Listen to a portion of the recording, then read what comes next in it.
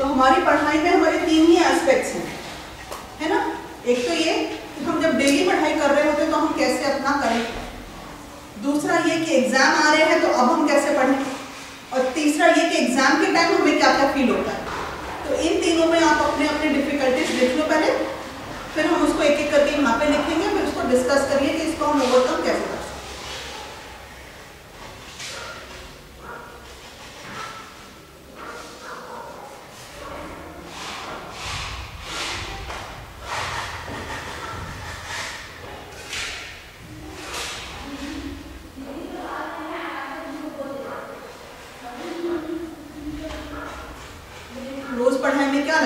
क्या हो पा रहा है, क्या नहीं हो पा रहा है, कैसे हम टाइम मैनेजमेंट करें, क्या करें, जो भी आपको प्रॉब्लम्स लगती हैं, मन लगना या मन नहीं लगना, जो भी आपको लगता है वो आप लिखो।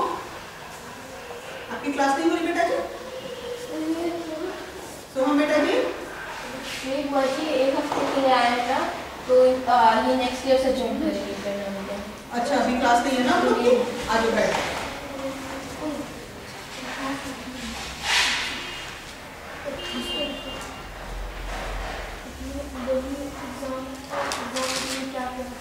डेली पढ़ते हुए क्या मुश्किलें आ रही हैं, एग्जाम के टाइम पढ़ते हुए क्या मुश्किल आ रही हैं, और एग्जाम देते हुए हमें क्या मुश्किलें लगती हैं।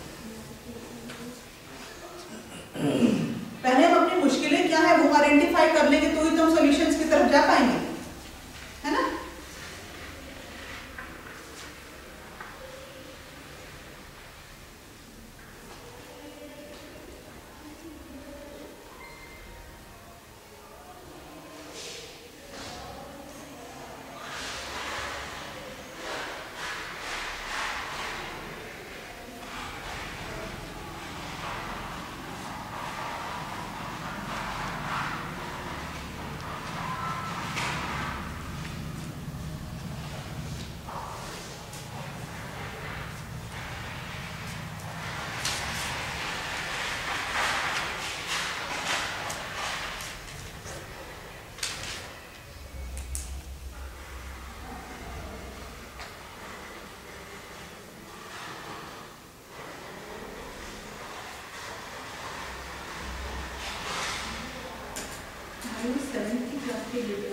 कोई भी नहीं आ रहा है ना बाहर, लेकिन कैंपस के बाहर तो बस एक ही बेटा है।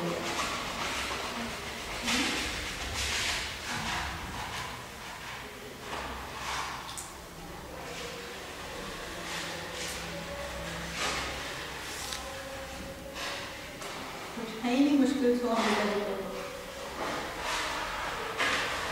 बहुत छोटे हैं, बता सकता है क्या लिख रहे हैं, तो ऐसा लिख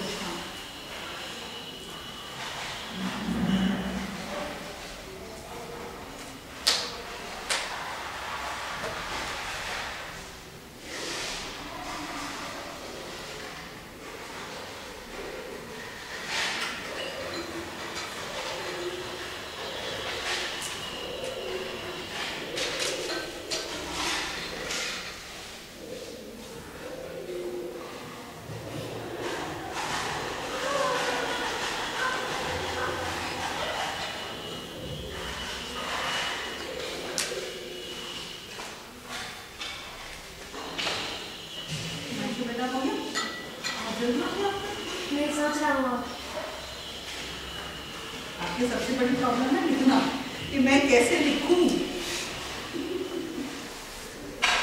आप एक बार लिखना शुरू करते तो एकदम सही से लिखते हो, लिखने के लिए मन बनाना जरूरी है आपका।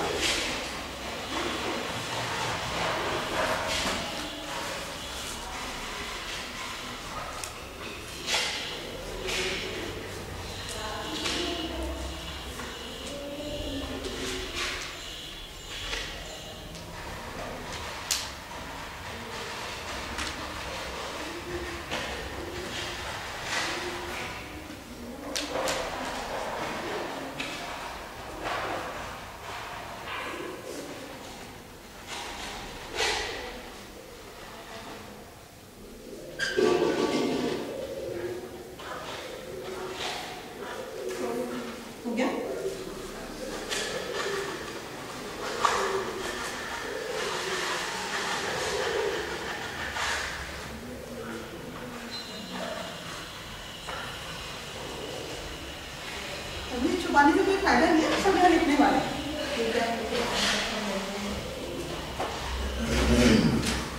तो पहली कैटेगरी है कि हम डेली में कैसे पढ़ने में हमें क्या क्या दिक्कत आती है। चलो एक एक करके बनाइए बेटा। क्या है कि टाइम मैनेजमेंट ही नहीं हो पाता। ठीक है।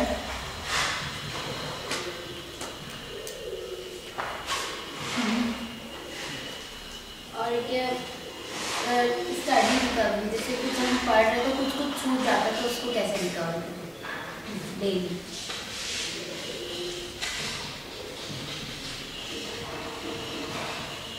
चैप्टर पार्ट में छूट जाता है या सब्जेक्ट पार्ट में छूट जाता है डेली।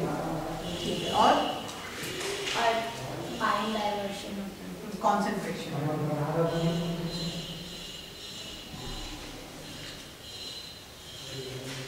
हो गया आपका नहीं बेटा जी?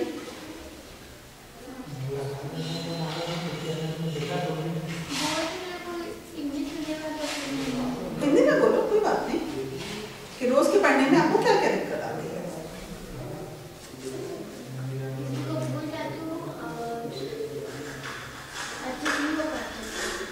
ठीक है, याद नहीं रहता है ना?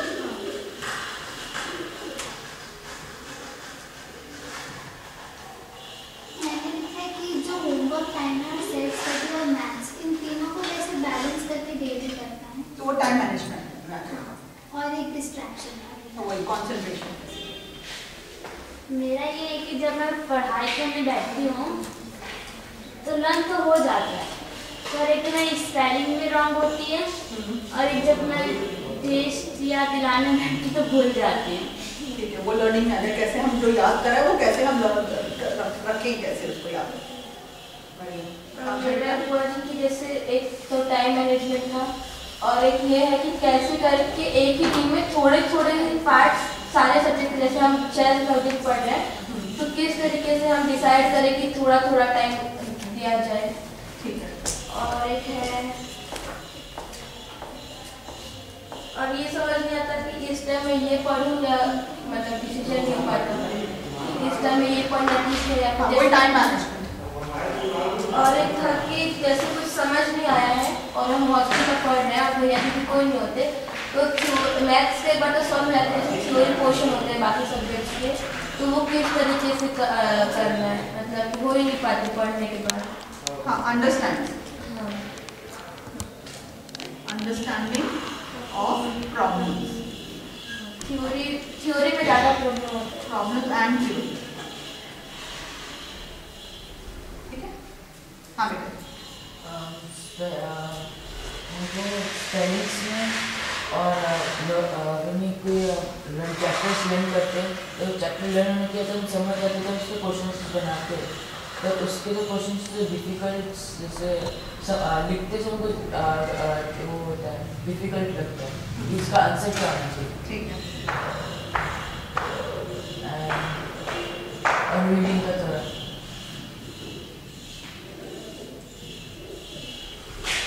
व्हाट एंड हाउ, क्या लिखना है, कैसे लिखना है आंसर करने के लिए, और रीडिंग। ठीक है। रीडिंग में क्या, यानी अभी कोई वर्ड्स हमको समझ ना आ रहा, हाँ, उसको कैसे पढ़ेंगे। हाँ, और कोई सेंटेंस कैसे समझ ना आ रहा। ठीक है, मीनिंग ऑफ सेंटेंसेस रीडिंग में विद मीनिंग्स। हिमांशु बेटा जी। मैंने जो लिखा वो सब आ गया है, लेकिन फिर भी मैं बता रहा हूँ। हाँ। जैसे कि मैं अपने में इंप्रूव करना चाहता हूँ कि मैं कम समय में ज़्यादा पढ़ सकूँ और समझ के पढ़ सकूँ, और बस वही है। और जैसे कभी कभी नींद और आलस आ जाता है पढ़ते समय, मैं दो ही लिखा था। ठीक है। मैं घर में था तो इतना नहीं पढ़ पाता था, मतलब, लेकिन यहाँ एक बार बहुत ही ज़्यादा मतलब पढ़ रहा हूँ। बढ़िया। आपका बेटा जी। टीचर जी पढ़ने के समय ध्यान इधर उधर चले जाते हैं, कंसंट्रेशन आ गया, और टीचर जी यानी कुछ चीज़ प्रॉब्लम नहीं होती। ठीक है, इसमें सब आ गया है ना। पूरा चलो पहले हम इसको डिस्कस कर लें, फिर एग्जाम के टाइम में या फिर लिख लेते हैं साथ, ये काफी कुछ कवर अप हो ही जाएगा।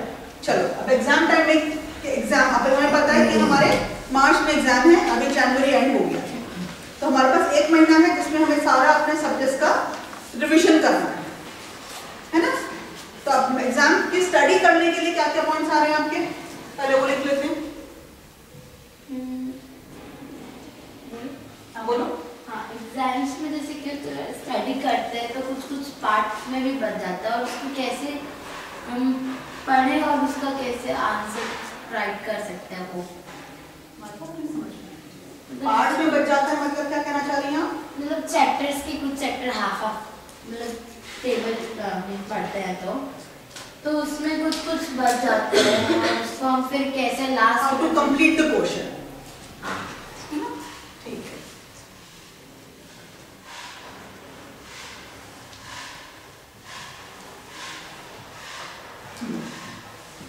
दूसरा है कि हमें लॉन्ग्स बहुत क्वेश्चन आंसर तो उसको कैसे लॉन्ग कर आंसर बात करी थी ना कल हमने लॉन्ग आंसर।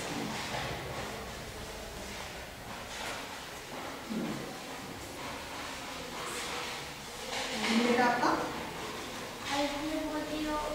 थोड़ा लर्न होता है लेकिन पूरा नहीं होता और होता है तो उसको भी भूल जाती है।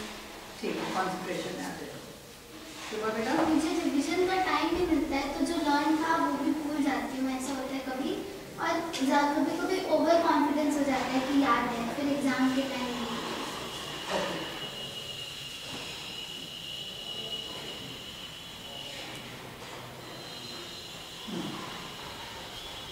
मुझे तो सब लर्न हो जाता है, बस स्पेलिंग का बस प्रॉब्लम वो तो है। यहाँ पर बेटा मेरा किसी में आ गया आ गया। मेरा आगे फीलिंग होता है कि जैसे एग्जाम टाइम में ना मुझे एक्स्ट्रा टाइम, जैसे कि कभी कभी होता है कि पढ़ने के लिए मैं बाकी काम छोड़ के पढ़ता ही रहता है, फिर भी मतलब मैं पढ़ता हूँ बस समझ के नहीं पढ़ता, तो मैं समझ के पढ़ने लगता हूँ। बहुत से रिवीजन कभी करने की जरूरत है।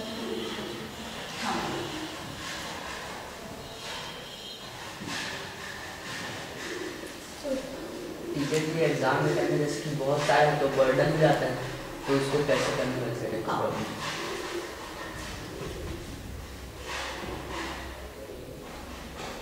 टाइम मैनेजमेंट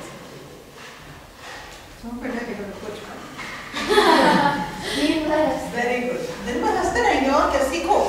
हंसते रहने से कोई प्रॉब्लम नहीं आती। मुंह में तो दुखता होगा पहले ही रहता है। हंस के देखो, 2 दिन हंस के देखो, इतने खुश रहोगे अंदर से कि ये दुखता है पता ही नहीं चलेगा, दुखेगा भी नहीं, हर टाइम में हंसता हो जाएगा। एग्जाम टाइम पे क्या क्या मुश्किल आती है? पीछे से टीचर यानी कि याद जल्दी नहीं हो पाता, यानी कि लॉन्ग आंसर जल्दी याद नहीं हो पाता। हाँ, नहीं एग्जाम में लिखने के टाइम आप एग्जाम टेस्ट और रूप में चले गए क्लास में, अब आप लिखना शुरू करें तो आपको क्या क्या प्रॉब्लम आ सकती है? टीचर यानी कि याद रहेगा, हाँ सब चीज़ याद रहेगा, तो पहले लिखने के चक्कर में टीचर भी कुछ कुछ भूल जाते हैं।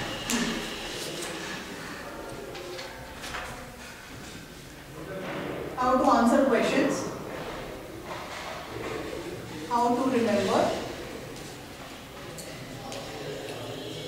और बीच में कुछ कुछ छूट भी जाता है टीचर की, जैसे जल्दी जल्दी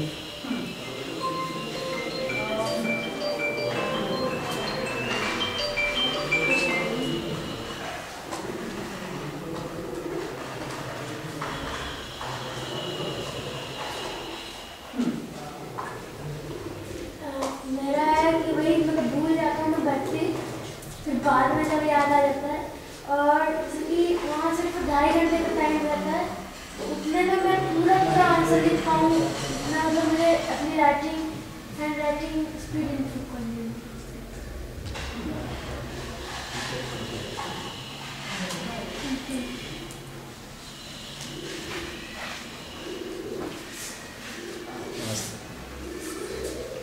हाँ बेटा मैं जब क्लास में आया नहीं है, एग्जाम हॉल में जाते बट अक्सर ये होता है कि हम जब क्वेश्चन पेपर देखते तो सबसे पहले फिलिंग द ब्लैंक्स और कोई ऐसे क्वेश्चन आंसर स्टार्ट करते हैं। हम फर्स्ट जब सोचते कि हाँ फर्स्ट सेंटेंस के सब आते हैं और हम फिलिंग द ब्लैंक्स में जाते हैं, वो लिखते ही डायरेक्ट भूल जाते हैं कि इसका आंसर क्या है। ब्रीफ आंसर हार्ड हो गई हाँ भूल जाता है है ना, एंजाइटी।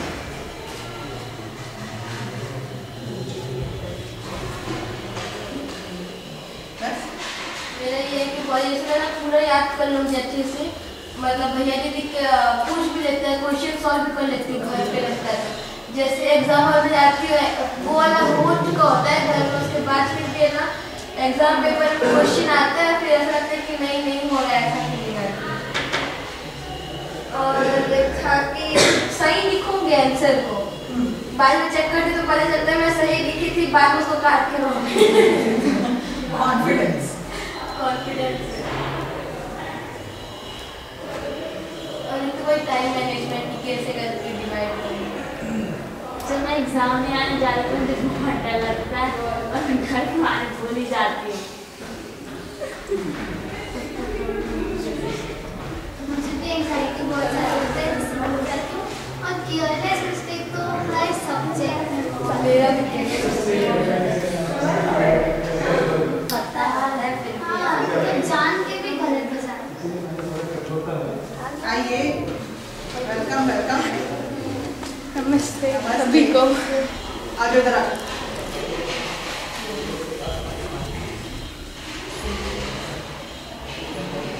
टेक 2 चाहिए।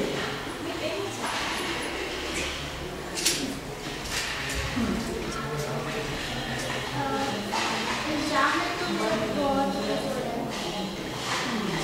याद नहीं आता, लिखते समय और गलत भी हो जाता है। ये सब आ गया है ना? अनन्या बेटा? मेरा एंग्जाइटी बहुत बढ़ जाता है, मैं बहुत नर्वस हो जाती हूँ। और ये भी है कि जो क्वेश्चन आते हैं वो दूसरे क्वेश्चन जो नहीं आते उनको देख के भूल जाते हैं। एग्जैक्टली मेरा भी वही है। ठीक है। और एक टाइम ये स्केयर में आता है। और एक तो कोई बोलता है कि आपको ये क्वेश्चन याद है, क्वेश्चन याद है, बताओ, उनके बताने के चक्कर में हम ही भूल जाते हैं। और टाइम की भी कमी पड़ जाती है। हाँ, ये तो सबसे बड़ा प्रॉब्लम। और लास्ट मोमेंट में सब याद आता है पर टाइम नहीं देता है। ऐसे ही होता है। ठीक है। एग्जाम में हमारा टाइम मैनेजमेंट कैसे करें उसमें आ जाएगा। और पता है वो जैसे एग्जाम में जो नहीं लिखे ना वो छोड़ देते हैं, बाद में फिर चेक करने का टाइम आता है ना तो ये ठीक है, बाद में तैयारी के अंदर तो यही था। चेक करते करते ही कभी वो रॉन्ग हो जाता है। क्वेश्चन में तो देखिए हड़बड़ी हो जाती है, हड़बड़ी हो जाती है। करना इसको करना है तो आगे क्वेश्चन जो आते हैं वो उसी टाइम में भूल जाते हैं कि यार। हाँ, और अगर ये होता है कि जब हम लोग तुरंत अगर कोई भी आंसर याद करता है एग्जाम के पहले तो वो याद नहीं आता। क्या एग्जाम याद होता है लेकिन एग्जाम के टाइम भूल जाते हैं। हाँ, ठीक है, वो लिख दिया ना मैंने वहाँ पे। एंग्जाइटी में भी आ जाए, स्केयर क्वेश्चन कौन सा आता है कि नहीं आता, जल्दबाजी में छूट जाता है, कैसे याद रखें जो हमें आंसर आ रहे हैं। तो मोरलेस हमने सब कवर कर दिया। इसके अलावा किसी का कोई पॉइंट आता है तो बीच में कुछ और याद आता है, जब हम इसको कवर करेंगे तो वो भी कवर हो जाएगा। ठीक है, तो सबसे पहले हम डेली में पढ़ाई कैसे करें। रोजाना एक तो ये कि हमने जैसे यहाँ पे भी पहले आपको लगता था कि आपके पास तो कुछ भी टाइम नहीं मिलता, सारा टाइम हमारा बहुत बिजी चल रहा है, लेकिन जब हमने टाइम निकालना शुरू करा कि कितने घंटे हम खाते हैं, कितने घंटे होमवर्क का है, कितने घंटे क्लास का है, तो पता लगा कि 8 घंटे तो हमारे फ्री है। निकला था ना ये।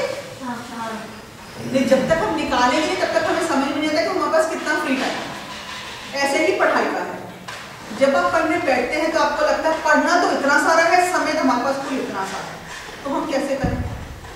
एक तो ये कि जो होमवर्क आपको मिला है कोशिश करें जिस दिन होमवर्क मिला है उसी दिन पूरा करें। उससे क्या फायदा होगा कि दिन में तो टीचर जी ने पढ़ाया ही है आपको, उसी का आपको होमवर्क दिया है, तो ताजे ताजे कॉन्सेप्ट्स आपके दिमाग में हैं वो सारे, और जब वो ताजे ताजे कॉन्सेप्ट्स आपके दिमाग में रहेंगे तो आप जब लिखेंगे उस आंसर को तो वो याद रहेगा, उस टाइम लिख लिया।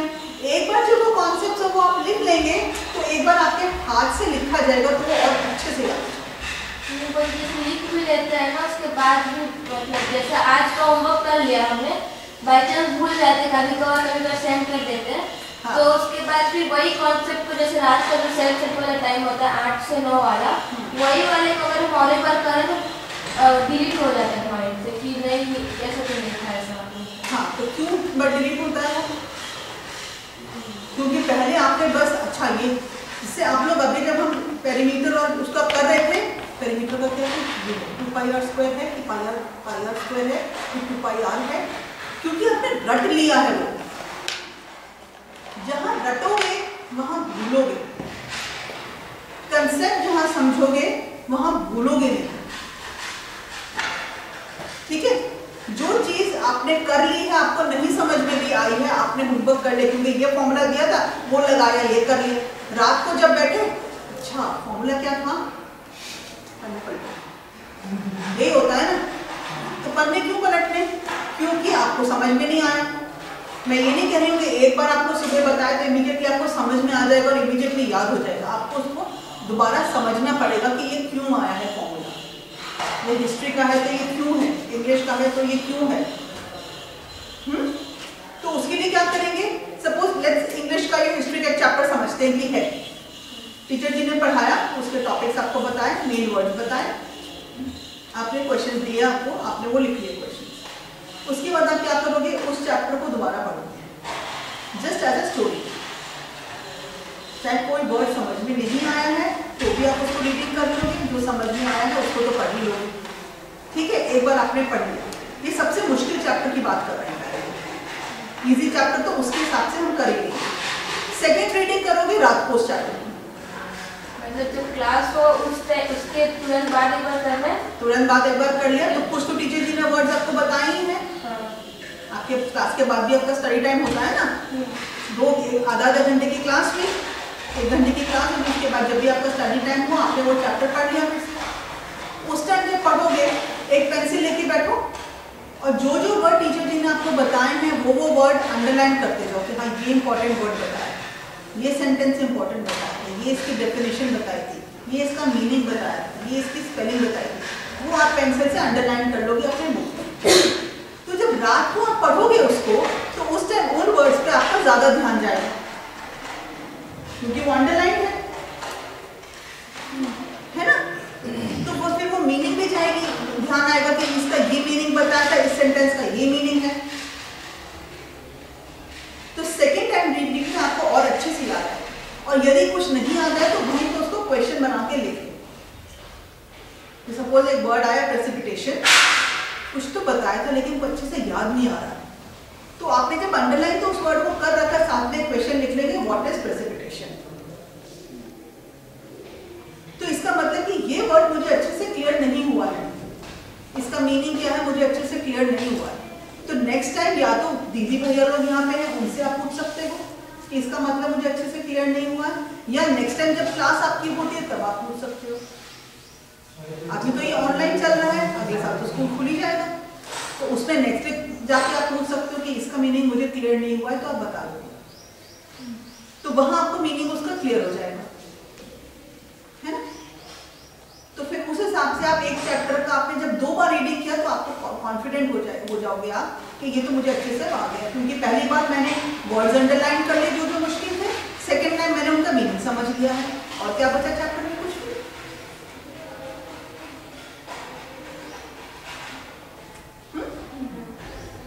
तो वो जो क्वेश्चंस आपने बनाए हैं अपने हिसाब से वो आपके आंसर हो गए। वो क्वेश्चन भले ही पीछे लिखे हैं, खाली ऐसे मत सोचो कि एग्जाम में खाली पीछे लिखा हुआ क्वेश्चन आएगा। हम पढ़ क्यों रहे हैं, 2 रीजन हो सकते हैं हमारी पढ़ाई करने के। एक, हम अपनी समझदारी बढ़ाने के लिए पढ़ रहे हैं, दूसरा हम अपने मार्क्स के लिए पढ़ रहे हैं। कौन सा तरीका सही है? समझदारी से पढ़ेंगे, समझदारी के लिए पढ़ेंगे तो आगे जाके वही काम आएगा। अब साइंस में हम देखते हैं लाइट का चैप्टर आपने क्लास 6 में भी किया होगा, कुछ लाइट का चैप्टर क्लास 7 में भी किया होगा, लाइट का चैप्टर क्लास 8 में भी किया होगा, या 9 में भी किया होगा। तो वही कॉन्सेप्ट बार बार क्यों रिवाइज किए जाते थे लागू, नहीं तो हर क्लास में अलग अलग चैप्टर होने चाहिए। लाइट सेम है, बट लाइट में अगर आपने इतना सा पढ़ा तो थोड़ा सा क्लास 7 में पढ़ेंगे एक्स्ट्रा, थोड़ा सा क्लास 8 में पढ़ेंगे, थोड़ा सा क्लास 9 में पढ़ेंगे, ताकि आगे जाकर आपका इतना ब्रॉड स्पेक्ट्रम हो जाए कि इतना मुझे लाइट के बारे में पता। तो यदि यहीं पे आपका कंफ्यूजन हुआ, यहीं पे आपको कुछ समझ में नहीं आया, तो आगे जाके कैसे समझ में आएगा। अगर आपको 2 + 2 क्या होता है, जैसे बहुत से बच्चों का हो रहा है जब मल्टीप्लाई कर रहे हैं, 2 × 4 6, जल्दबाजी में रहेंगे, अच्छा उसका हो गया, मेरा तो हुआ नहीं कंप्लीट, मैं पता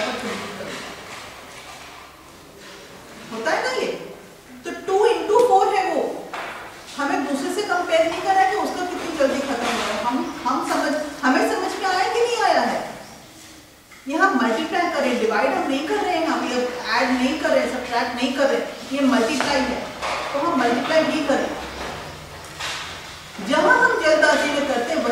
स्टेप करते हैं, हम सोचते नहीं हैं।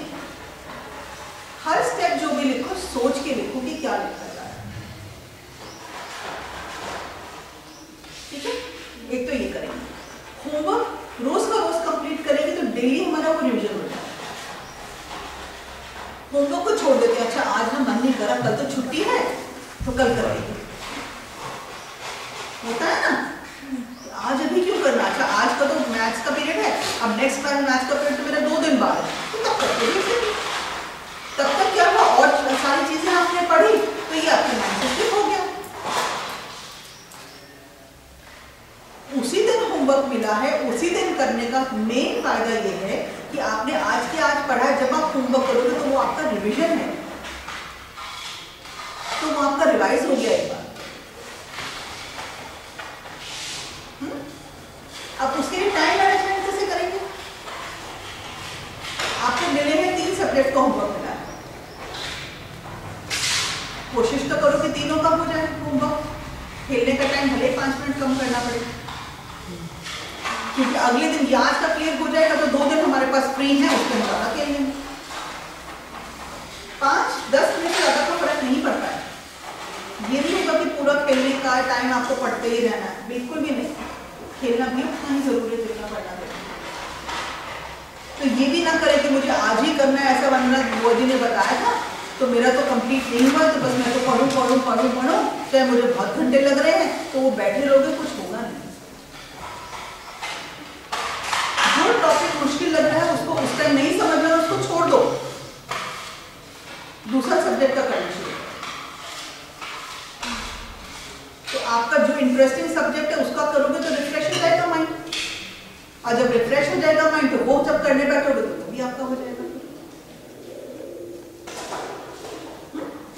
और जो मुश्किल है उसको अंडरलाइन करो, उसका क्वेश्चन बनाओ और फिर उसको बनाओ। उसी में स्पेलिंग आ जाती है। अब स्पेलिंग नहीं याद रह रही किसी वर्ड की तो एक एक वर्ड को 5-5 बार लिख लो, स्पेलिंग 3 बार या 5 बार देख के लिखो स्पेलिंग, ताकि करेक्ट लिख रहे हो। उसके बाद 5 बार बिना देखे लिखो। जब तक आप 5 बार लिखोगे वो स्पेलिंग आपके दिमाग में बैठ जाएगी। उसके बाद दोबारा जब 5 बार लिखोगे तो आपको बिना याद करे भी आपको लिखा होगा।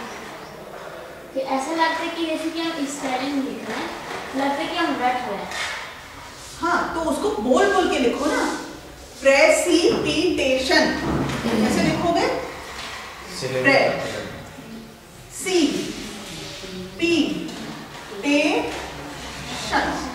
उसको तोड़ तोड़ के लिखो।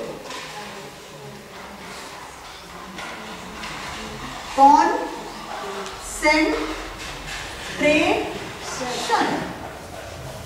जैसे हम रीडिंग करते हैं तो कोई सा वर्ड नहीं आता तो तोड़ते हैं, उसी तरीके से जैसे आप पढ़ते हुए तोड़ते हो वैसे ही पढ़ने में डेली कोशिश करो 1 पेज इंग्लिश का पढ़ना ही है, सुबह उठते के साथ। सुबह उठते के साथ मतलब जब यहाँ पे आते हो वापस जाते हो, सुबह उठते तो आप लोग पीटी के लिए आ जाते हो, है ना? या फिर रात को सोने से पहले नियम बना लो कि एक पेज मुझे पढ़ना ही है। वो तो पढ़ते हुए तो बहुत अच्छी बात है। तो उसमें जो वर्ड नहीं आता उसको ब्रेक कर करके पढ़ो। एक बार ब्रेक करके पढ़ना आ जाएगा तो आपके जो क्वेश्चंस आ रहे हैं ना वो भी समझ में आएगा कि क्वेश्चन में कहा क्या जा रहा है। जैसे आज हमने क्वेश्चन पढ़ा, दिखाओ ये।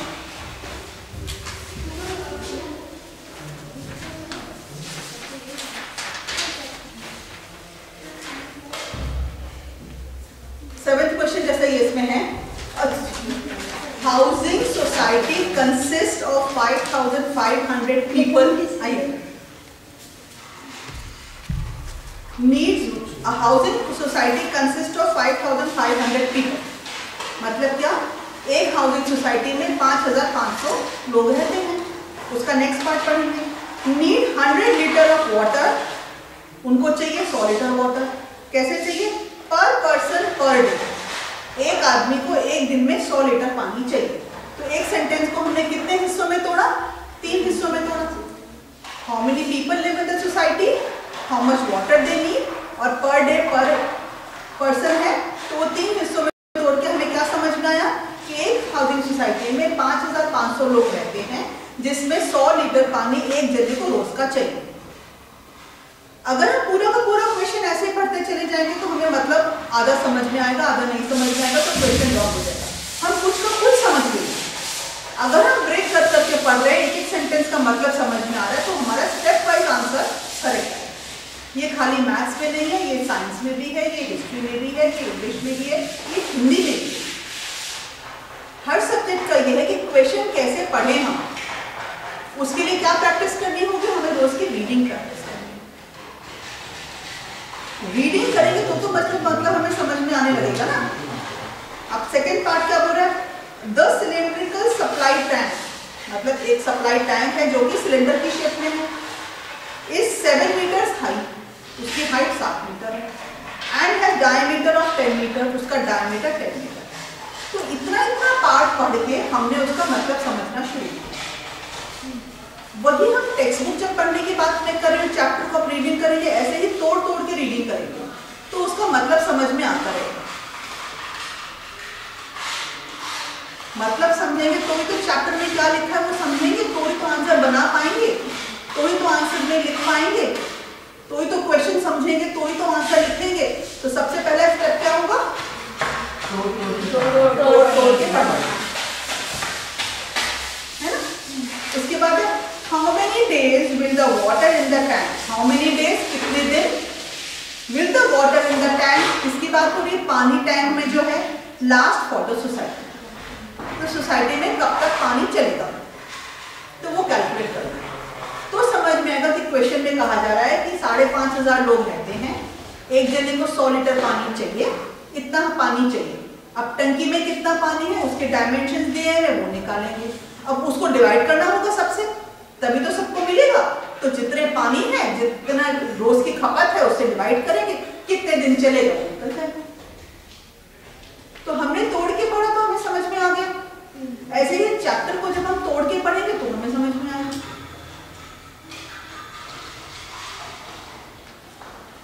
एक एक पैराग्राफ को तोड़ तोड़ के पढ़ो। स्टोरी बुक्स यहाँ पे लाइब्रेरी में है ही, अपनी स्टोरी बुक्स कोशिश करो कि वो भी टाइम जब मिले तो स्टोरी बुक पढ़ो। स्टोरी बुक इंटरेस्टिंग लगती है। अच्छा, एनी वेंट देयर, क्या हुआ एनी के साथ, है ना। तो स्टोरी बुक तो हम पढ़ लेते हैं फटाफट और उसको समझ भी लेते हैं। क्यों? क्योंकि इंटरेस्ट आता है। अब जो इंटरेस्टिंग नहीं है, क्या हमें पढ़ना जरूरी है? वो है ना, जरूरी है, क्योंकि पढ़ना तो है ही। 10th 12th तो हर एक को पढ़ना ही होगा, तब उसके बाद आप सोच सकते हैं आपको क्या करना है। क्योंकि बेटा ये आपका नहीं बनेगा बेस, यहीं आप पढ़ाई छोड़ दो तो आगे जाके आपके डायमेंशंस नहीं खुलेंगे।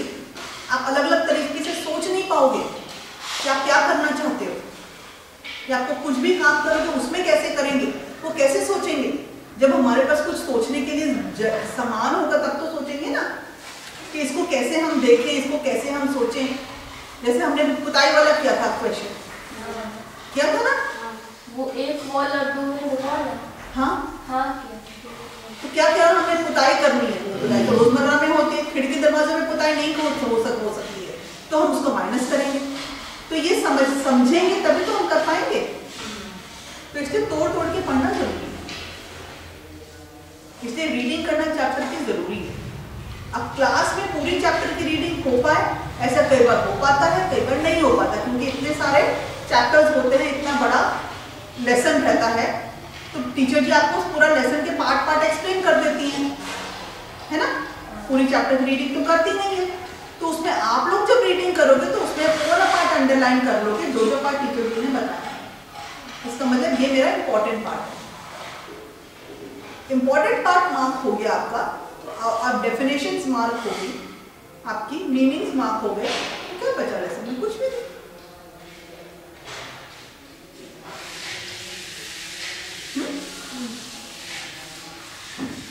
उसके बाद है कंसंट्रेशन कैसे करें। कंसंट्रेशन तभी बनेगा जब हमें समझ में आने लगेगा। जो चीज हम पढ़ रहे हैं हमसे पढ़ी ही नहीं जा रही है, हमें मीनिंग ऑफ वर्ड्स ही नहीं समझ में आ रहा है कि क्या लिखा, तो कंसंट्रेशन कैसे बनेगा?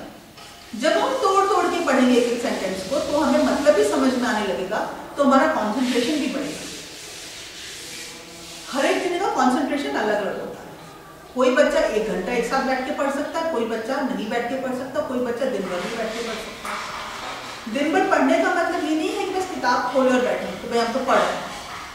पढ़ना मतलब वो कि जो मुझे समझ में आ रहा है, जो हमारे दिमाग में जा रहा है। तो हम क्या करेंगे, हम अपना टारगेट खुद सेट करेंगे। हर एक का इसमें टारगेट अलग अलग होगा। किसी को लगता है मतलब बिल्कुल बैठ के मुझसे पढ़ा नहीं जाता, तो हम कहाँ से शुरू करेंगे? जैसे बिल्ली मैंने आपको बताया था 15-15 मिनट से। एक सब्जेक्ट को मैं सिर्फ 15 मिनट पढ़ूंगी, उसके बाद में दूसरा सब्जेक्ट लेंगे। 15 मिनट ज़्यादा कम लगता है, मन लग रहा है क्वेश्चन ऐसा ये वाला कंप्लीट कर ले, तो ये नहीं कि वो अजी ने तो 15 मिनट बताया था, अब तो 15 मिनट होगा तो मुझे दूसरा पढ़ना पड़ेगा, ऐसा नहीं कहेंगे। अगर इंटरेस्ट है तो आधा घंटा और कर सकते हैं। यदि मेरा ये प्रॉब्लम मुझे करना है, आधे में छूट गया है तो नहीं, पूरा करके ही मैं अगला सब्जेक्ट। तो अपना टाइम टेबल आप खुद बनाएंगे। जिसमें नहीं बिल्कुल इंटरेस्ट है, चैप्टर आ रहा है, उसको 15 में आधा घंटे से शुरू करो या 15 मिनट से शुरू करो कि मुझे ये समझ में बिल्कुल हिस्ट्री आ ही नहीं रही है। पानीपत की लड़ाई मतलब क्या, कौन किससे लड़ा, मुझे क्या मतलब। हम यही सोचते ना, हम हिस्ट्री पढ़ते क्यों है, लेकिन जब यदि हमें उसका प्रोग्रेशन शुरू नहीं समझ में आएगा कि पहले क्या होता था, फिर क्या हुआ, फिर कैसे हुआ, वो प्रोग्रेशन समझ में आएगा तो ही आज की जिंदगी में क्या हो रहा है समझ पाएंगे ना। तो ही उसी का प्रोग्रेशन हम आगे कैसे होगा वो समझ पाएंगे। तो वहां से वो कनेक्ट होगा। ज्योग्राफी में किस देश में कैसे क्या उगता है, क्या क्लाइमेट्स होते हैं, किस तरह के बादल होते हैं, किस तरह के पत्थर होते हैं, किस तरह की मिट्टी होती है, ये सब तो पढ़ते हैं ज्योग्राफी में। तो आज तो हम यहाँ रह रहे हैं, मुझे लगता है हमें तो करना है ऐसा, पर कल को दूसरी जगह जाके रहेंगे, वहाँ की क्लाइमेट कैसे होगी, वो बादल से, पत्थर से, मिट्टी से, इन्हीं सब चीज़ों से तो होगी ना। तो ये सारी चीज़ें जरूरी है। जैसे ही हम सोचने लग जाते हैं कि क्यों पढ़ना यार, क्या कनेक्शन है हमारी लाइफ में, तो वही हमारा दिमाग कहता है छोड़ो, तो हमारा मन लगना खत्म हो जाता है। अगर हम उससे रिलेट कर पाते हैं तो हमारा मन अच्छे से लगता है। तो जो हमें नहीं समझ में आ रहा तो हम उससे रिलेट कैसे करें? इंग्लिश चैप्टर से रिलेट नहीं कर पाओगे आप, क्योंकि वो अलग अलग स्टोरीज लिखी हुई। पर उससे क्या होता है, इंग्लिश क्यों जरूरी है? आपको पढ़ना आना चाहिए। आप कुछ किताब पढ़ रहे हो या कुछ चैप्टर पढ़ रहे हो तो उसमें क्या कहा जा रहा है वो समझ में मुझे आ रहा है कि नहीं आ रहा, क्या मैं उसको जिस्ट में बता सकती हूँ कि नहीं बता सकती हूँ। आपको कोई कहानी सुनाता है, आपसे पूछता कहानी में क्या था, आप बता सकते हो ना 2 लाइन में। कहानी में एक राजा गया, एक रानी ऊपर थी, उसको लड़ाई करी और रानी को बचा के ले आया। सिंपल से स्टूपिड कहानी बता रही हूँ मैं आपको, ये ऐसा होता नहीं है, लेकिन this is just an example, है ना।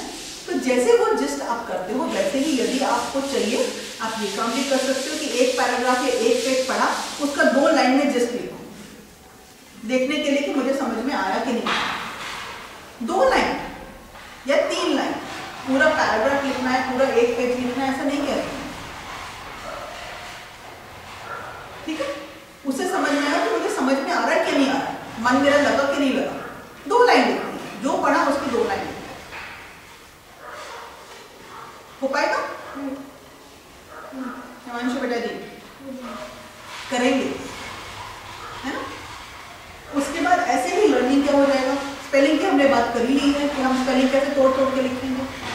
ऐसे ही आप बोलने का जरूरी नहीं है, आप जब बोल के लिख रहे हो तो वैसे ही बोलो जैसे वो वर्ड प्रोनाउंस हो रहा है। स्पेलिंग में प्रॉब्लम आती है, आप अपना प्रोनाउंसिएशन उसका बना सकते हो। स्पेलिंग याद करने के लिए प्रोनाउंसिएशन उसका अलग है, लेकिन स्पेलिंग याद करने के लिए आप अपना प्रोनाउंसिएशन बना सकते हो वर्ड का, ताकि आपको स्पेलिंग याद हो।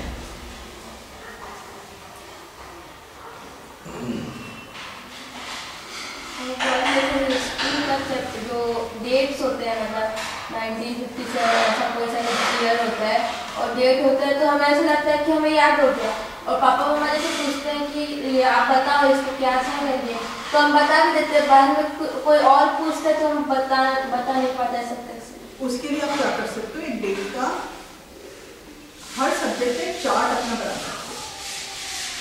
कॉपी का पेज अपनी टेबल के सामने वहाँ लगा दिया, एक हिस्ट्री का, उसमें डेट्स लिख ली तो याद नहीं होता है। इंग्लिश जो स्पेलिंग मुश्किल लगती है वो स्पेलिंग लिख ली, ताकि मैं रोज देखूंगी तो मैं वो रोज उसको याद कर सकूंगी, उसको लिख सकूंगी। मैथ्स जो फॉर्मूलाज हैं आपके वो आप लिख सकते हो उसको, या कैसे बना, जैसे मैंने आपको कहा है ना हॉस्टल यहाँ से जाते हुए आप 2-3 चीजें याद करोगे। क्या? वॉल्यूम मतलब area of the base into height. Volume मतलब volume is equal to area of the base into height. Volume area of the base into height. एक बार ये कंसेप्ट दिमाग में बैठ गया कि area of the base into height होता है, तो सिलेंडर हुआ area of the base pi R square into H, cuboid length into breadth into H, square side into side into side. Okay, area of the base into height याद करते के साथ ही तीनों formula आपके याद है। तो ये यहाँ से वहां जाते हुए जब भी वो जैसे आप गाने गाते हो ना, अब फॉर्मूला गाने शुरू, स्पेलिंग्स गाने शुरू, उससे इतनी जल्दी याद होता है ना, मैं बता नहीं सकती। जाते जाते कि अगर ब्लैक होल तो जो कभी जब तक आपको लगता है कि नींद में मुझे उठा के पूछेंगे तो मुझे याद हुआ कि साइकिल चलाते हो,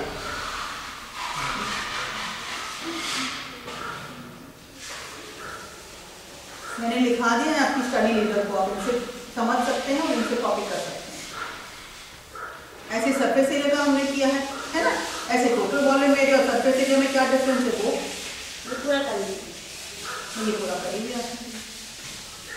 तो ये फॉर्मूला बेसिक इसका समझ में आ जाएगा ना। तो सरफेस एरिया क्या होता है, लैटरल सरफेस एरिया का ऑब्जर्व एरिया क्या होगा, perimeter into height. Curve surface area perimeter into height, curve surface area perimeter into height. तो आप जब उसको 50 बार बोल लोगे तो पूछेगा curve surface area perimeter into height.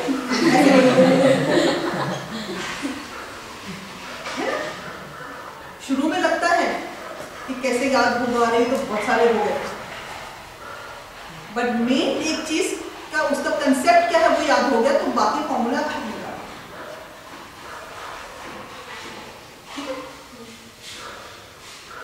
Revision of all subjects, वो मैंने बता दिया। होमवर्क करोगे तो साथ साथ रिवीजन होता चला जाएगा, अलग से पढ़ने की जरूरत नहीं। सबसे इंपॉर्टेंट बात है क्लास में जो पढ़ाया जा रहा है उसको अच्छे से सुने और अच्छे से उसको समझें।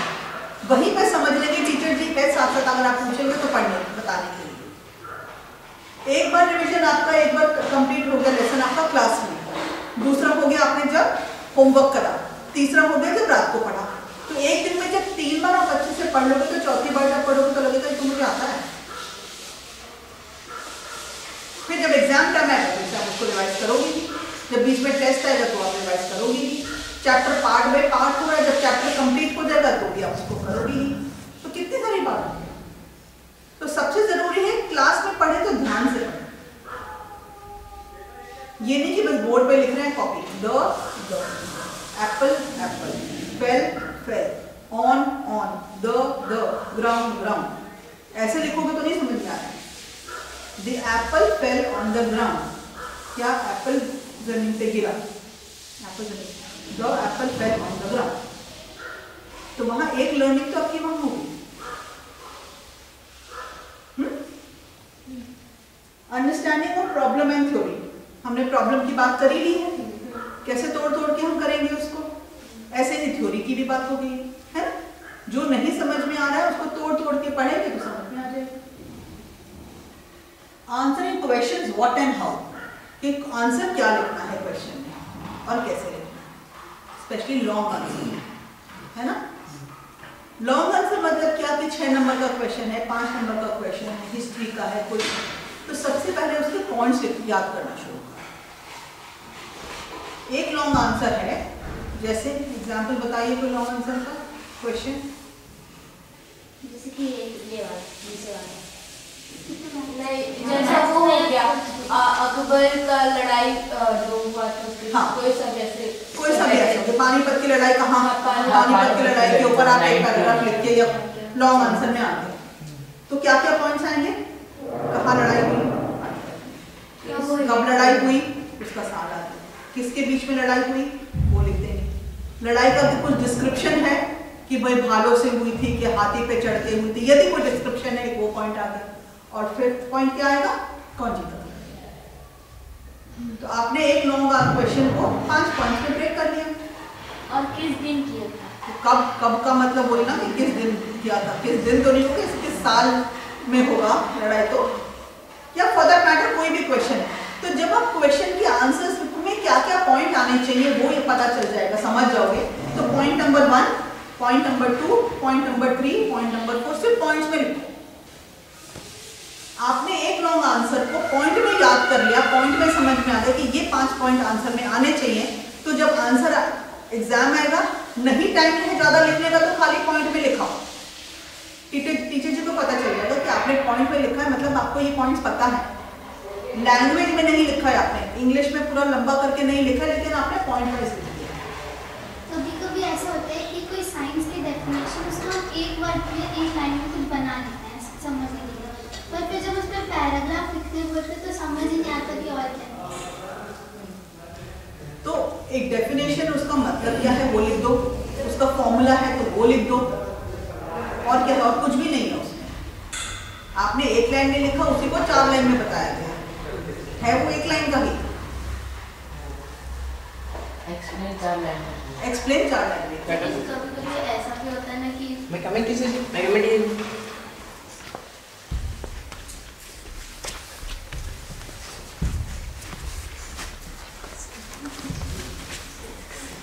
घूमते हुए आ रहे हैं। नहीं टीचर जी, हम लोग वेट कर कभी इतना टाइम नहीं है। वेट किस टाइम कर रहे थे? 10 मिनट। टीचर जी हम लेट से उठे ना, तो उसकी वजह से थोड़ा लेट हो गया। और भाई जी को भी फोन लगा के बताया था। आपको यहाँ पे किस टाइम आना था? 10 बजे से टाइम। अभी क्या बज रहा है? 11। आधी क्लास निकल गई यहाँ पे।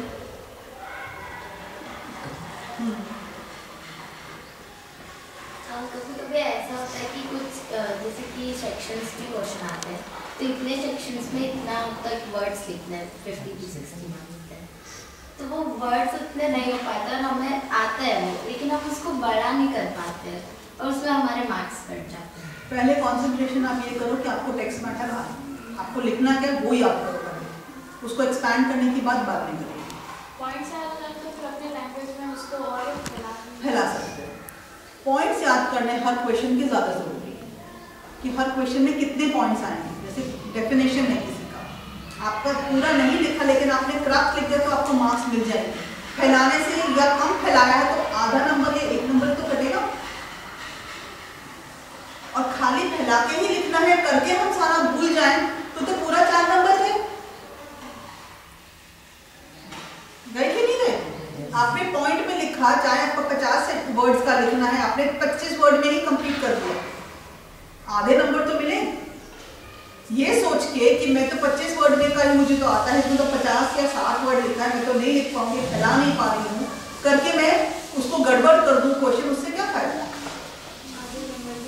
आधे नंबर भी नहीं मिलेंगे।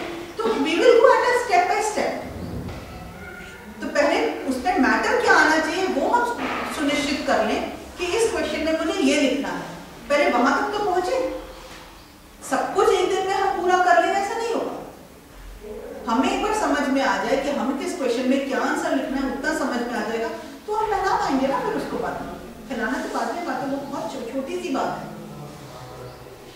तो हम उस बात को लेके चिंतित रहे कि भाई मैं फैलाऊंगी कैसे, मुझे तो फैलाना नहीं आ रहा, मैं तो 25 वर्ड ही बनेंगे, 50 वर्ड नहीं बनेंगे करके फिर मैं घबरा जो मरे तो 50 का लिखना था, मैं तो 25 लिखा, क्या करूँ, तो नंबर नहीं आएंगे, ऐसा नहीं तो गया बाकी कर रहा।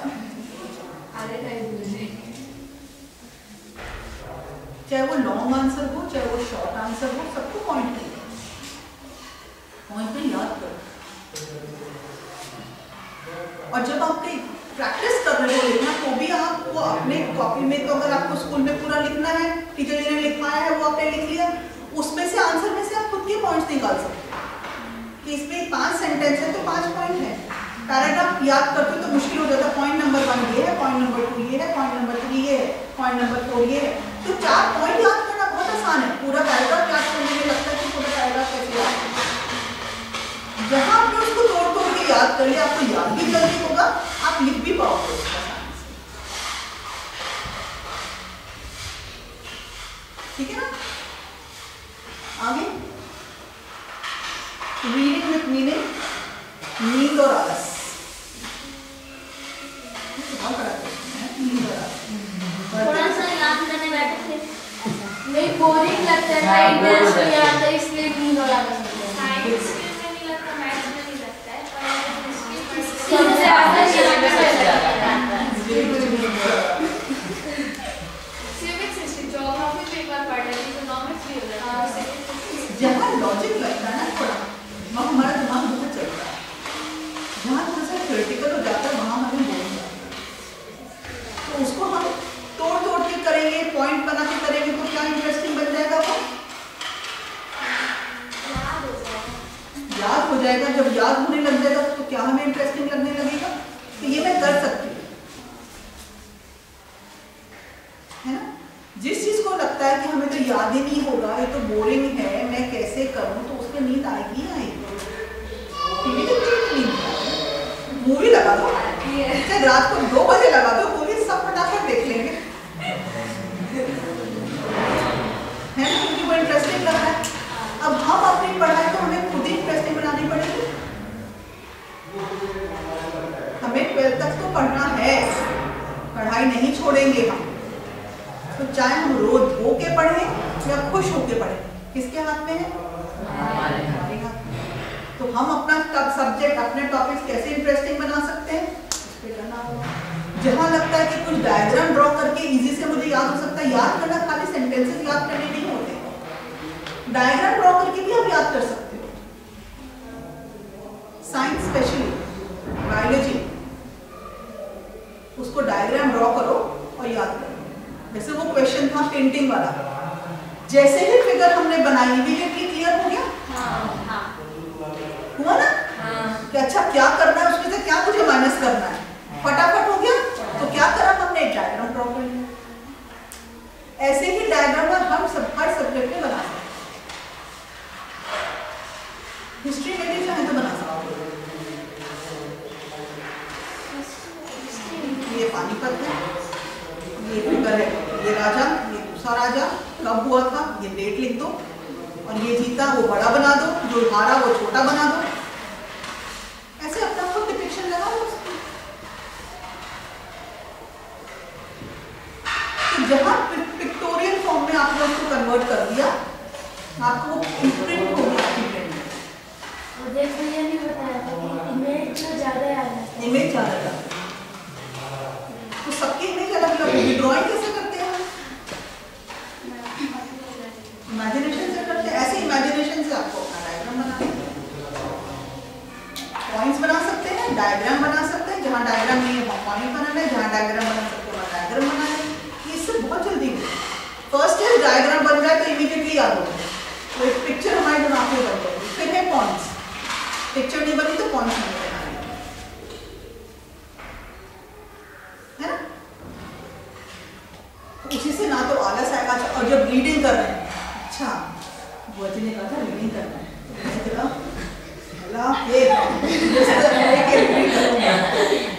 तो नींद आएगी नहीं आएगी? आएगी कि नहीं आएगी? आती है। और मैं ये भी नहीं करी अच्छा तो अलर्ट रहना है, नींद नहीं आनी चाहिए, खड़े होके पढ़ रहे हैं, ऐसा भी नहीं। आराम से बैठ के पढ़ो, पोजीशन कंफर्टेबल करो, बट इतनी ज्यादा कंफर्टेबल मत कर लो कि बिल्कुल बैठे बैठे बिस्तर में सारा की ऊपर आ गई। इतना कंफर्टेबल हो जाएगा तो पढ़ाई साइड में और नींद ज्यादा प्यारी हो जाएगी, है ना? तो थोड़ा सा कंफर्टेबल पोजीशन होनी चाहिए, क्योंकि क्या होगा, कंफर्टेबल पोजीशन नहीं होगी तो आप एक जगह थक जाओगे। ऐसा नहीं कि लकड़ी के पत्थर पे उस पे बैठ के पढ़ना है, कंफर्टेबल चेयर पे बैठ के पढ़ो, बट एक्स्ट्रा कंफर्टेबल मत बनाओ उसको कि वो इमीडिएटली आलस में या नींद में कन्वर्ट हो जाए। इंडिविजुअल पढ़ाई करनी जरूरी है, ग्रुप पढ़ाई करनी भी जरूरी है। इंडिविजुअल पढ़ाई जब हम करते हैं तो हमें खुद की डिफिकल्टीज पता लगती है कि यहाँ मैं अटक रही हूँ। अगर सारी चीजें हम ग्रुप पढ़ाई में करेंगे, अच्छा ये कैसे होगा, ये अच्छा हाँ ये वाला आपने सादा फटाफट कॉपी कर लिया, ये वाला हो गया तो आपने भी सॉल्व कर लिया, आपने अपना दिमाग तो नहीं लगाया उसको सॉल्व करने में। तो अगली बार जब सेम क्वेश्चन आएगा तो अगली बार फिर कौन होगा आपको बताने के लिए? टेस्ट में तो कोई नहीं होगा। साथ में बैठ के पढ़ो, जैसे हिस्ट्री का है, अच्छा पिक्चर कैसे बनाएंगे उसकी शेयरिंग कर सकते हैं, पॉइंट्स क्या बनाए हैं उसकी शेयरिंग कर सकते हैं, दूसरों का आंसर सुना। आप लोग को तो फायदा ये है कि आप लोग यहाँ पे रह रहे हो तो एक दूसरे को, अच्छा ये वाला मेरा आंसर है, मैंने इसके 5 पॉइंट ये बनाए, तुमने कौन से 5 पॉइंट बनाए, अच्छा ये वाला पॉइंट भी इंपॉर्टेंट है जो मैंने नहीं लिखा, मेरा 6 पॉइंट बन गया।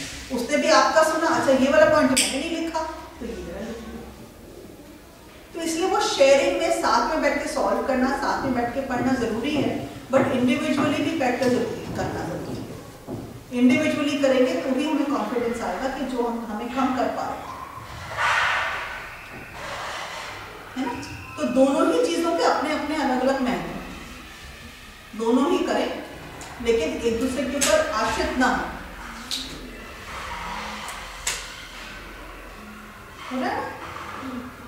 जैसे हम ग्रुप स्टडी करते हैं हॉस्टल में तो करते करते किसी टॉपिक आता है तो डिस्कशन चालू होता है, तो डिस्कशन करने के बाद जैसे 15 मिनट या 20 मिनट कुछ टाइम बचा है, उसका सोचते नहीं हम वो गया नहीं करते, तो उसको कैसे करके करेंगे मैनेज कि अब करना ही है डिस्कशन। हाँ, तो डिस्कशन करने के बाद अपना पॉइंट्स बना लो कि मुझे डिस्कशन में क्या क्या समझ में आया। वो इंडिविजुअली जब पॉइंट्स आप लिखने शुरू करो तो पॉइंट वाइज लिखो, बुलेट पॉइंट्स।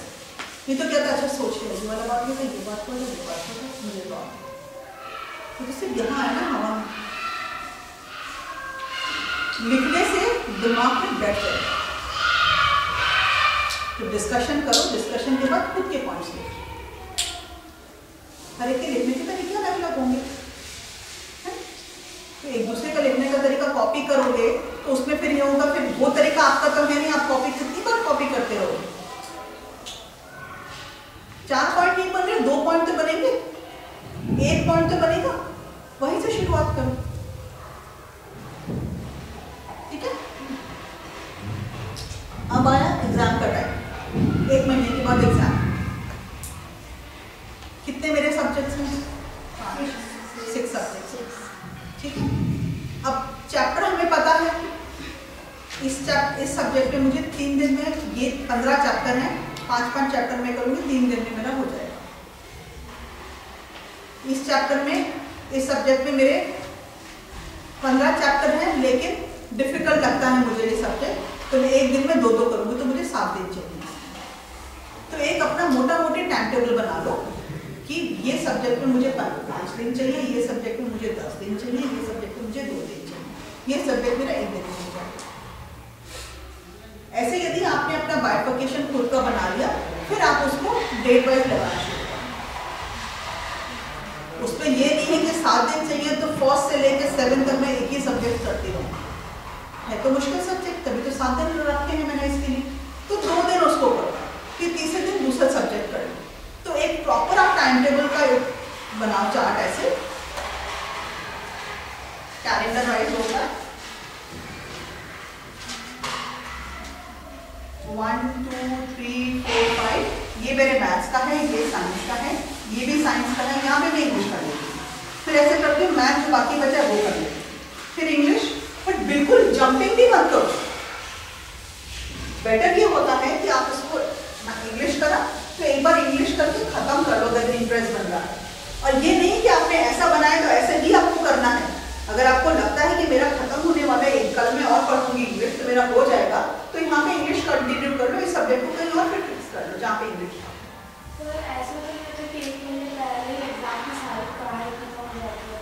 जो हो गई वो तो कर सकते हो, सारी की सारी नहीं, कम से कम 80% ऑफ द सिलेबस तो कंप्लीट हो जाता है। आपको पता होगा कि कौन कौन से टेस्ट में चैप्टर्स आने वाले हैं, उसका टाइम टेबल बनाना शुरू करो, तो वो आपका रिवाइज हो गया। और लास्ट के कुछ दिन में वो कर लो जो आपके नहीं हुए, जो यहाँ तक करते करते आपका टाइम बचा, इतने दिनों में जो चैप्टर्स कंप्लीट हो गए वो डन, तो जब टाइम उसके लिए टाइम छोड़ो। अगर आपको तो 7 इसके साथ इसके साथ इसके, अगर दिन तो 30 है, मेरा चल रहा है 40 दिन, तो कहाँ में कम कर सकती हूँ? जो सब्जेक्ट का कम क्वेश्चन है उसे थोड़ा सा जल्दी करके, और जो ज़्यादा हैवी वाला है उसको थोड़ा सा बढ़ा। वैसे आपको टाइम मैनेजमेंट करना होगा, और हर एक का टाइम मैनेजमेंट अलग अलग बनेगा। और लास्ट के 3-4 दिन छोड़ दो कि मुझे यहाँ पे कुछ नहीं करना, उससे पहले मेरा सारा सिलेबस कंप्लीट होना चाहिए। बाकी दिन यदि कुछ ऐसा टॉपिक है जो इनमें कवर नहीं हुआ है, जो और भी मुझे मुश्किल लग रहा है, वो मैं पढ़ने की कोशिश करती हूँ। हो सकता है एक टॉपिक आपने 2 घंटे करा फिर भी आपको समझ ही नहीं आ रहा, हो हो ही नहीं रहा है, उसको छोड़ दो। नहीं तो क्या होगा, वो टॉपिक करते करते आपको इतनी एंजाइटी हो जाएगी कि अरे ये तो हो ही नहीं रहा, मैं तो कितना टाइम लगा दूं सुबह से बैठी हुई करने के लिए, तो उसको फिलहाल छोड़ दे। शुरुआत वहां से करते हैं, जो मुझे आता है अच्छे से उसको रिवाइज कर दो। वो रिवाइज किया तो जो नहीं आता फिर उसमें वहाँ पर कॉन्सेंट्रेशन बैठ जाएगा कि मुझे भी 80% तो आता है, 20% मुझे नहीं आ रहा है, ये मेरे लिए मुश्किल लग रहा है, तो मैं 20% को फिलहाल छोड़ देती हूँ। बाकी सब्जेक्ट्स के 80% कर लेती हूँ जो मुझे आता है, या 60% जो आता है मैं वो कर लेती हूँ। उसके बाद में वो 20% पे आती है कि ये मुझे नहीं आया तो मैं इसको रिवाइज करूँ।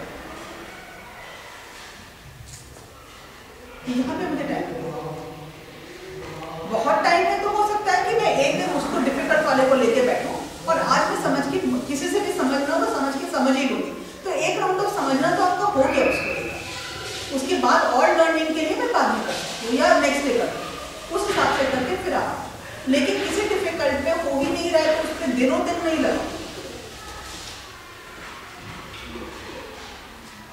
तो टाइम मैनेजमेंट ऐसे आपको, जो नहीं हो रहा है, एग्जाम रूम यहाँ पे है, यहाँ पे खड़े हैं, 5 मिनट है घड़ी में, याद जल्दी याद नहीं हो, मुझे याद हो रहा है, रट लूँ मैं इस फॉर्मूला को या रट लूँ इस आंसर, नहीं होता है, करना भी नहीं चाहिए।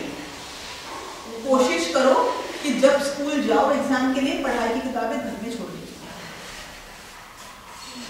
नहीं तो क्या होगा, मेन रीजन उसका क्या होता है, आपको एक फॉर्मूला नहीं है, आपको लगा कि क्लास से पहले मैं उसको एग्जाम से पहले भी देखती रहूंगी, साइकिल पे या कार में जा रही हूँ उसको बस देखती जाऊंगी।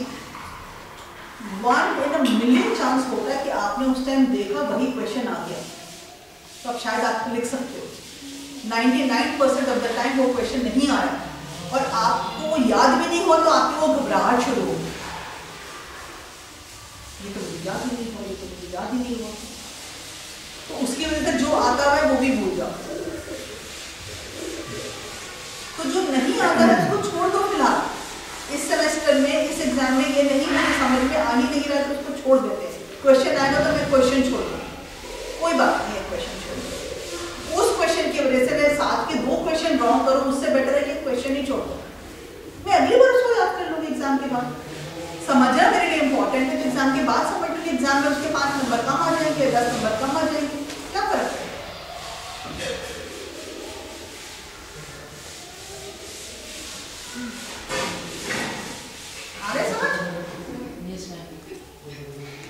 तो घबराना नहीं है, एक जो नहीं आ रहा उसी के वो पीछे नहीं लग जाना, उस क्वेश्चन के पीछे या उस टॉपिक के पीछे। फिर लॉन्ग आंसर का मैंने बता ही दिया है कि पॉइंट्स में लिखो, पॉइंट्स में याद करोगे तो पॉइंट्स में फिर लिख पाओगे। एक साल खाली पॉइंट्स में लिखो, अगले साल ऑटोमेटिकली लंबे आंसर बनाओ। फिर आगे ओवर कॉन्फिडेंस, ये तो मुझे बहुत अच्छे से आता है और वहाँ जाके भूल गए, क्यों भूल गए, आदत को अच्छे से था, लेकिन आपकी घबराहट कहाँ शुरू हुई, जो आपको नहीं आता है, ये नहीं आता है तो जो आता है वो भी भूल गए। तो आपने ज्यादा दिमाग कहाँ लगाया, जो नहीं आता वो याद हो गया, वो याद हो गया, वो याद हो गया, तो इसलिए फिर आप उसको भी जो याद है वो भी भूल जाए। अंडरस्टैंडिंग करो, रिविजन करो, टाइम मैनेजमेंट करो। टाइम मैनेजमेंट की हमने बात कर ली है, रिविजन की भी इसी में बात हो जाएगी फिर, है ना, इसी में हो गई रिविजन की बात। अब बचा अंडरस्टैंडिंग, कैसे अंडरस्टैंडिंग है कि तोड़ तोड़ के पढ़ेंगे तो समझ में आएगा, पॉइंट में समझेंगे तो समझ में आएगा, डायग्राम ड्रॉ करेंगे तो समझ में आएगा, है ना। और कुछ बचा है? अब कल से मेरे एग्जाम स्टार्ट हो रहे हैं, आज तक मेरा दिन कंप्लीट हो गया, जो मुझे नहीं आया वो मैंने छोड़ दिया, पर उसमें ये नहीं, वो ने तो कहा था छोड़ देना, तो मैंने तो 50% छोड़ दिया, मैं ये नहीं कह रही हूँ, मैं एक हर टॉपिक की बात कर रही हूँ कि ये टॉपिक बिल्कुल नहीं समझ में आया है, ऐसे कोई जैसे 2 मार्क्स के हैं या कोई ब्रीफ है जो 3 मार्क्स के जो हमको नहीं आया तो उसको हम आराम से छोड़ सकते हैं। अगर कोई ज़्यादा ही बड़े आंसर से नहीं, यानी फिल इन द ब्लैंक्स है हमको फुल याद है, इसलिए कर लिया, अब फिल इन द ब्लैंक्स बोला कि याद ही नहीं कोई छोड़ देते, पूरे 5 मार्क्स जाएंगे। इसलिए ना अगर आप रिविजन ऐसे करेंगे तो वो छोड़ने की नौबत ही नहीं आएगी। डेली आप पढ़ाई करेंगे तो आपको छोड़ने की टाइम होगा ही नहीं कि क्या छोड़ो, मेरे तो सब समझ में आ गया है, तो सब समझ में आ गया है कि ये रोज मेहनत करनी पड़ेगी। खाली ये सोच के कि एग्जाम से पहले पढ़ लेंगे, अब तक तो हम साइकिलिंग कर लें, अब तो हम खेल लें, बातें कर लें, उससे नहीं होगा। और टाइम मैनेजमेंट कैसे करेंगे? 4 घंटा हमें पढ़ना चाहिए, लेकिन हमारी नहीं हो रही 4 घंटे पढ़ाई, हम बैठ ही नहीं पा रहे, हम 1 घंटे से शुरू करेंगे। शुरू तो करें, शुरुआत ही हम 4 घंटे से करेंगे, 4 घंटे बैठ ही नहीं पाएंगे तो नहीं होगा। हम 1 घंटा बैठ के पढ़ेंगे, 1 घंटा आज 1 घंटा करा है, हफ्ते भर के बाद 1.5 घंटा करेंगे, उसके अगले हफ्ते 2 घंटा करेंगे, तो 1 महीने में हमारा 4 घंटे हम पहुंच जाएंगे। अब एग्जाम के टाइम में हाउ टू आंसर क्वेश्चन, क्यों घबराहट होती है? क्योंकि क्वेश्चन समझ में नहीं आएगा। तोड़ के पढ़ेंगे, क्वेश्चन समझ में आएगा, आंसर अपने आप आ जाएगा। पूरा आंसर नहीं आ रहा है तो इसमें आंसर लिख दो, पॉइंट में लिखोगे तो पूरे मार्क्स आएंगे। आपने नहीं लिखा तो आधा नंबर ही कटेगा कि आपने अपने वर्ड्स पूरे नहीं करे। ऐसा नहीं है कि आधे नंबर आएंगे, आपको मिल जाएंगे आपको सारे। तो जैसे अगर हमें नहीं आ रहा था बुलेट पॉइंट्स पे लिखे, और अगर 5 मार्क्स का है और अगर 3 या 4 बुलेट पॉइंट आ रहा है और आपने खुद से लिख लिए, ठीक है ना, उससे रिलेटेड कुछ नहीं सकते। मतलब इसमें जैसे हम पानीपत के एग्जाम्पल देखे थे, तो उसमें हमें लिखा था कि कब हुआ था, किस किस के बीच हुआ था, तो हमें एक पॉइंट याद नहीं आता कि क्या ईयर था उसका। तो हम ऐसा लिख सकते कि इसका नाम ये था और इसका नाम ये था और ये और इतना दिन चला था। खाली ईयर भी याद आने के लिए आप सोचते रहो कि अच्छा तो साल दिन याद ही नहीं आ रहा, याद तो किया था उस टाइम तो याद आ गया था, लेकिन इस टाइम तो याद ही नहीं आ रहा है, तो फिलहाल छोड़ दो, जगह छोड़ दो। पूरा पेपर करने के बाद आपको हो सकता है याद आ जाए, लिख दो। जरूरी तो नहीं है सारे का सारा आंसर एक साथ याद है, बाद में याद आके भी तो लिख सकते हैं उसमें। तो सबसे पहले कौन सा क्वेश्चन हम आंसर करेंगे? जब हमें रीडिंग टाइम मिलता है तो सबसे पहले वो क्वेश्चन आंसर करेंगे, हम टिक मार्क करते जाएंगे, ये मुझे अच्छे से आता है, ये वाला क्वेश्चन भी मुझे बहुत अच्छे से आता है। तो मैं वहां से शुरू करूँगी जो जो क्वेश्चन मुझे आते हैं, उसके बाद मैं उन क्वेश्चन में जाऊंगी जो क्वेश्चन में मुझे थोड़ा सोचना पड़ेगा आंसर के लिए। फिर मैंने सोचा, फिर मैंने लिखूंगा। सबसे लास्ट में उस पर जाऊंगी कि मुझे याद नहीं आ रहा, लेकिन अभी मैंने बाकी सारे तो कर लिए, तो मुझे सोचने का टाइम मिल रहा है, कैसे किया था, क्या किया था, क्वेश्चन में क्या कह रहे, वो समझेंगे तो अपने आप आंसर आ जाएगा आपको याद। पूरा नहीं आएगा, आधा आएगा, आएगा तो नहीं तो आप लिख लोगे। फिर जल्दी में छूट जाता है, क्या करते हो जल्दबाजी में? क्यों छूटता है? पूरा क्वेश्चन पढ़ने का समय उसका आंसर क्या हो जाएगा? क्वेश्चन जब टाइम मिला है 10 मिनट पढ़ने का, अच्छा ये एक एक वर्ड पढ़ते हैं, क्वेश्चन का ढंग से पढ़ते ही नहीं। ढंग से क्वेश्चन पढ़ो और उसको अंडरलाइन कर लो, अलग अलग पार्ट्स, जैसे इसको अलग अलग पार्ट्स में तोड़ के हमने समझा क्वेश्चन, ऐसे हर क्वेश्चन को अंडरलाइन करके अलग अलग पार्ट्स में तोड़ लो उसको क्वेश्चन को, उसके बाद आंसर कर पाओगे। Time management, writing and speed, मुझे लगता है हाँ राइटिंग बहुत सुंदर होनी चाहिए। कितने क्वेश्चंस है और कितना टाइम है उसको हम डिवाइड करेंगे। 10 क्वेश्चन है हमारे पास या 12 क्वेश्चन है हमारे पास और हमारे पास 2 घंटे, तो हम कितने कितने टाइम में क्वेश्चन करेंगे?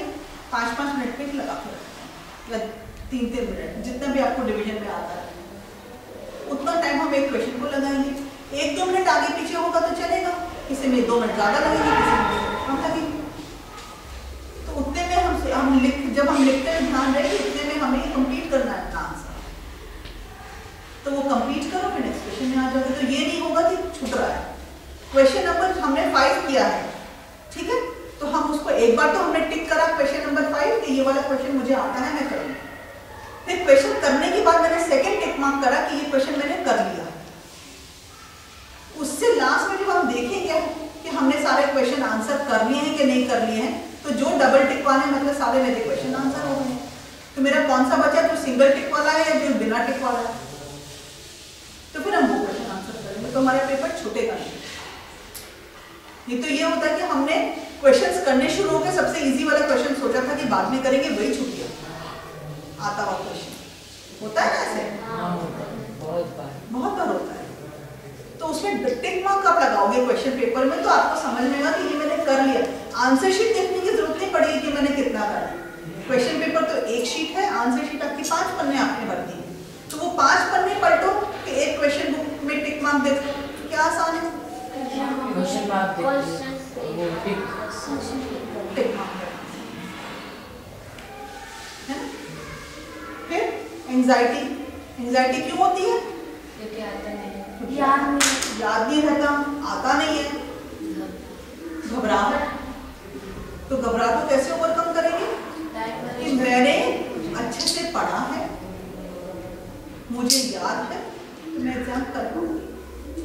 ऐसा तो क्वेश्चन ना आ जाए जो मुझे आता ही ना हो, मुझे पढ़ा ही ना हो, वो आ जाएगा तो मैं क्या करूँगी? जहाँ वो क्वेश्चन दिमाग में आने लगता है ना, वहीं आपकी एंजाइटी बढ़ेगी। हम पहले से ही सोच रहे थे कि हम आएगा तो क्या करेंगे, तो जो आता है वो तो मुझे बहुत सारा आता है, पहले वो तो कर लो। जो नहीं आता फिर देखेंगे उसको, उसके लिए टाइम बचेगा, फिर तब सोच के लिखेंगे। तो हम लोग सोचने क्या लग जाते हैं एग्जाम जाने से पहले कि जो नहीं आता वो आ गया तो मैं क्या करूंगी, या मैंने कंप्लीट नहीं करा मेरा पोर्शन तो मैं क्या करूंगी। हम पहले से ऐसे पढ़ेंगे तो पोर्शन हमारा कंप्लीट होगा, हो ही जाएगा। पोर्शन कंप्लीट हो जाएगा तो हमें याद हो ही जाएगा, याद जब हो जाएगा तो फाइन। और यदि कोई पार्ट ऐसा है भी जो नहीं याद हुआ तो वो हम उसके पे ध्यान ना देके शांत मन से जाए। जितना मन हमारा शांत होगा उतना हम अच्छे से कर पाएंगे। मन शांत होगा तो जो क्वेश्चन हमें आते हैं वो हमें याद भी आएंगे, उसके आंसर हम लिख भी पाएंगे। वही हमारा कॉन्फिडेंस बढ़ाएगा। कॉन्फिडेंस क्या चीज बढ़ाती है? जो आती है वो कॉन्फिडेंस बढ़ाती है। साइकिल चलाना आता है तो साइकिल उठाते हुए कभी डर नहीं लगता, साइकिल चलानी नहीं आती तो साइकिल पर बैठते हुए डर लगता है। पढ़ाई हम कर लेंगे, क्वेश्चन याद कर लेंगे, पॉइंट में लिख लेंगे, यहाँ डायग्राम में डायग्राम ड्रॉ कर लेंगे तो मैं कॉन्फिडेंस बना रहे। साइंस में यदि कोई क्वेश्चन नहीं आता है, उससे रिलेटेड डायग्राम है तो डायग्राम तो ड्रॉ करेंगे, भले मांगा है या नहीं मांगा। कितने सारे होते हैं उसमें आपके डायग्राम्स तो होते हैं, क्वेश्चन पुल वाला है या फ्रिक्शन वाला है, कुछ डायग्राम कॉपी में बुक में लिख के देखेंगे हमने। क्वेश्चन में मांगा नहीं कि डायग्राम ड्रॉ करेंगे, लेकिन आप डायग्राम ड्रॉ कर देंगे तो ये होगा कि भाई पता तो है इस बच्चे को, लिख नहीं पाया। लिखना जरूरी नहीं कि खाली डायग्राम ड्रॉ करके आ गए, पर ये डायग्राम एक सपोर्टिंग हो जाता है। उसका आंसर जल्दी पता करना चाहिए। आप डायग्राम ड्रॉ करो तो इमीडिएटली आपका रिलेशन कहाँ बैठ गया? किताब का। किताब में इसके साथ अच्छा ऐसे लिखा हुआ था, ये फॉर्मूला इसका याद आना चाहिए। और आपको मतलब ये कल बताया कि शाम को यहाँ से वो लॉन्च होता है लार्जेस्ट वाला, तो ऐसे समझिए जब डायग्राम आप बताएं उसके बाद डायग्राम ड्रॉ करें, हिस्ट्री डेटा को आया जब हमने यहाँ पे उसको तार लगा के करा है ना, तो उसको जब आप सोचने लग जाओगे, आप डायग्राम दिमाग में बना लोगे तो हो जाएगा। स्कैर्ड ऑफ क्वेश्चन हम इसीलिए होते हैं और केयरलेसनेस भी कभी होती है। अब पेपर को चेक कैसे करोगे? आपने लास्ट का 5 मिनट आप ऐसे इसलिए ही रखोगे कि मैं पेपर को चेक कर। चेकिंग क्या करोगे? सबसे पहले जो मैंने क्वेश्चन लिखे हैं मैंने टिक मार्क करे कि नहीं टिक मार्क करे, कि मेरे क्वेश्चन हो गए कि नहीं हो गए, जो डबल टिक है वो कंप्लीट हो गया कि नहीं, पहले वो चेक कर लो। ज़्यादा टाइम है तो आपने एक बार पढ़ लिया उसको कि सही लिखा है कि नहीं लिखा।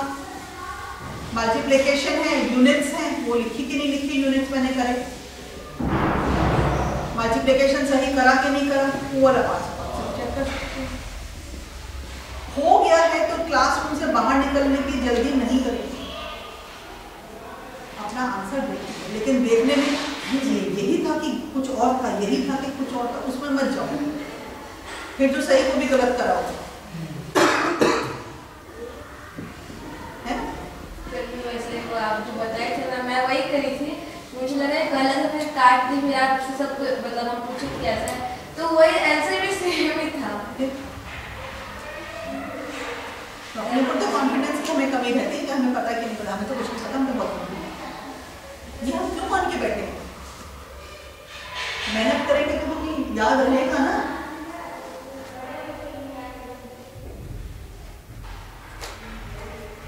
तो उसको थोड़ा देखो, कुछ क्वेश्चन आपके हैं और पूछने के लिए, इसको कैसे करें, उसको कैसे करें।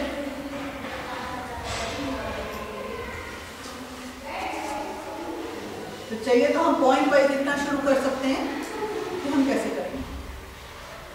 रीडिंग तोड़ तोड़ के करेंगे, है ना।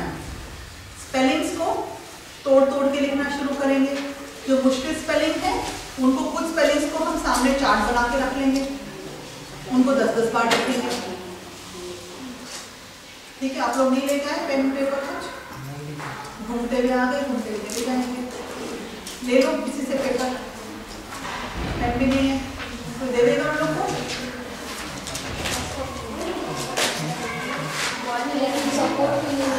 कोई बात नहीं,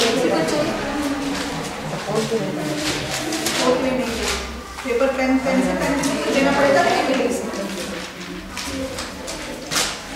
आप लोग को साथ में कुछ लाना था। आप लोग कहाँ आ रहे हैं, किस चीज़ के लिए आ रहे हैं? सीरियसनेस अगर इस एज में नहीं आई तो जिंदगी भर नहीं आएगी बेटा जी।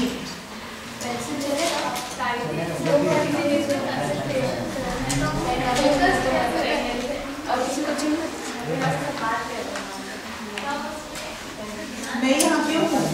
सीखने के लिए हूँ। क्या करना है मुझे? लिखना है। लिख लेंगे, बातें 5 मिनट बात करेंगे। You will have to remind yourself.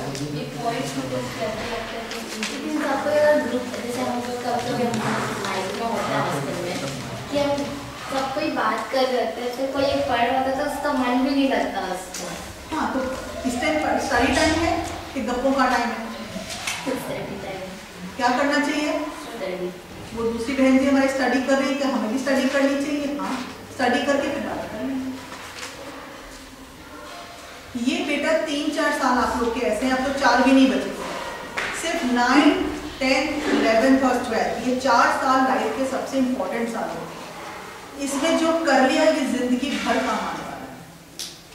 और यही एज भी ऐसी होती है जहाँ पे आपका मन गप्पों में, बातों में ज्यादा लगता है, घूमने में ज्यादा लगता है। अच्छा ऐसे ऐसे है, सुनो मैंने वो देखा, सुनो ऐसे हुआ था,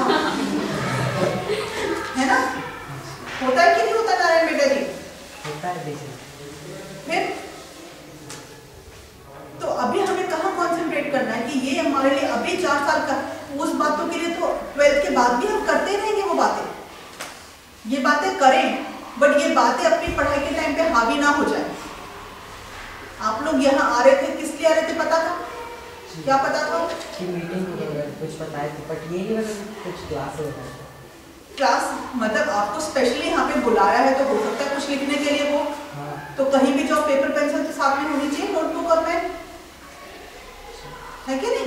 मार्केट तो नहीं जा रहे हम शॉपिंग करने, फिल्म देखने तो नहीं जा रहे हैं, गार्डन में तो नहीं जा रहे हैं। टीचर जी ने बुलाया है तो इसका मतलब वो सब कुछ लिखना हो सकता है, तो लेके चले।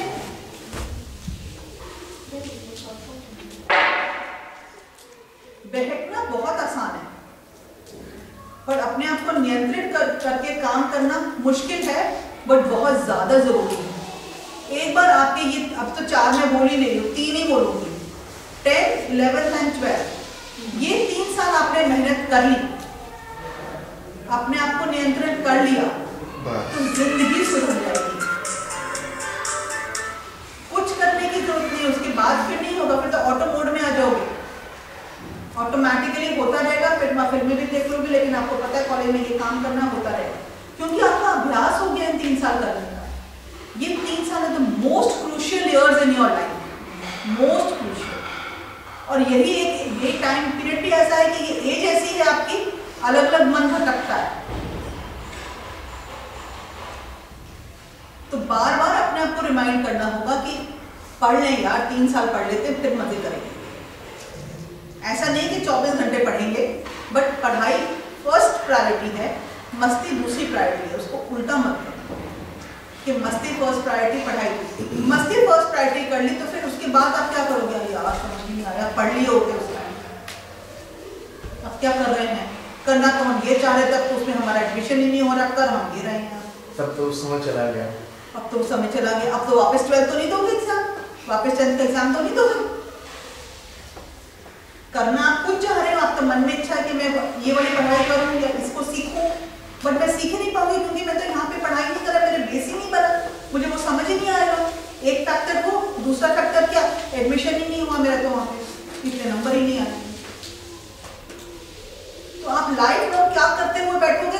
मन नहीं करेगा, करना कुछ चाह रहे थे, यू लैंडेड समवेयर एल्स। इन 4 साल मेहनत कर लोगे या इन 3 साल मेहनत कर लोगे तो वही कर पाओगे जो करना चाह रहे हो। फिर तो मस्ती में करो वो।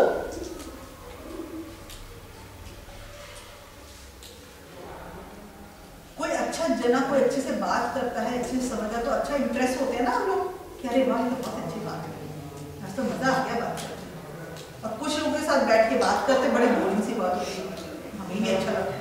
तो हम अपने आप को किस कैटेगरी में देखना चाहते हैं? अच्छे वाले में। उसके लिए मेहनत कब करनी पड़ेगी? यही 3 साल मेहनत करनी। That is it, just 3 years। पूरी जिंदगी में से सिर्फ ये 3 साल मेहनत करना, डन। उसके बाद कुछ करने की जरूरत नहीं, फिर मस्ती मस्ती। ये 3 साल मस्ती करोगे तो जिंदगी भर रोते कलपते रहो, यार मनी नहीं है इस काम में तो, लेकिन ये काम करना पड़ रहा है, मनी नहीं है तो क्या करूं? रोजाना बुरा लगेगा।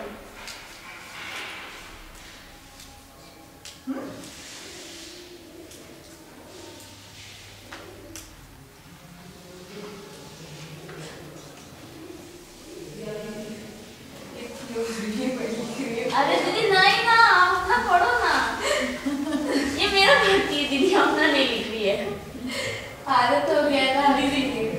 अब आपके नजर में सॉरी।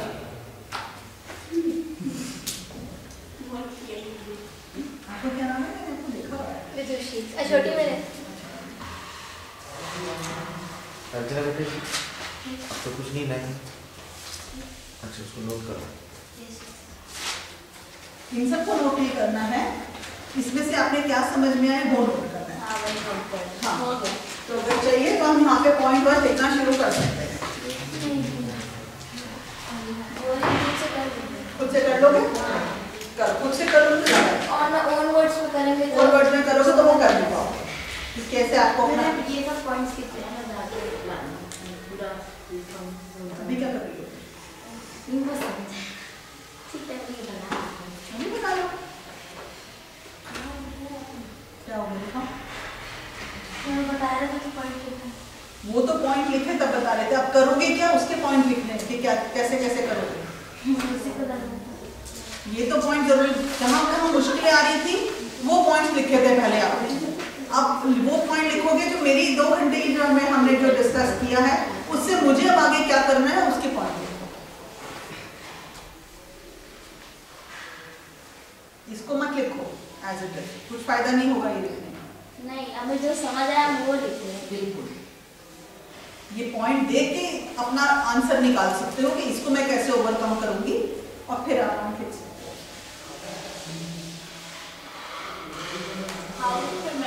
जल्दी से भूल जाते हैं।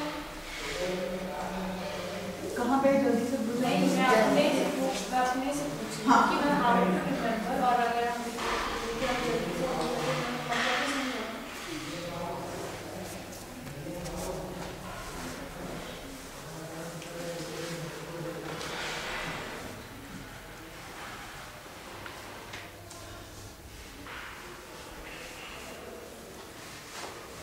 सब्जेक्ट मैटर का पिक्चराइजेशन, डायग्राम ब्रेक करके समझना।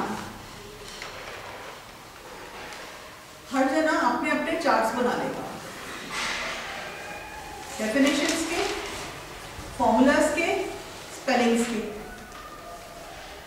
और अपने टेबल के सामने जहां आप पढ़ने बैठते हो वहां पे अपना लगा दो।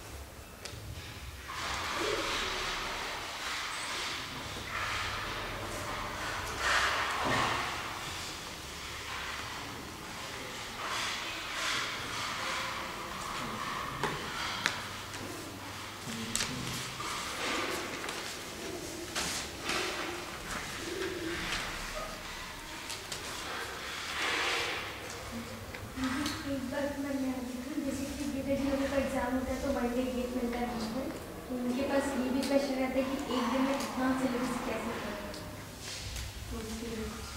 ओके, एक दिन नहीं मिलता है, 1.5 दिन मिलते हैं।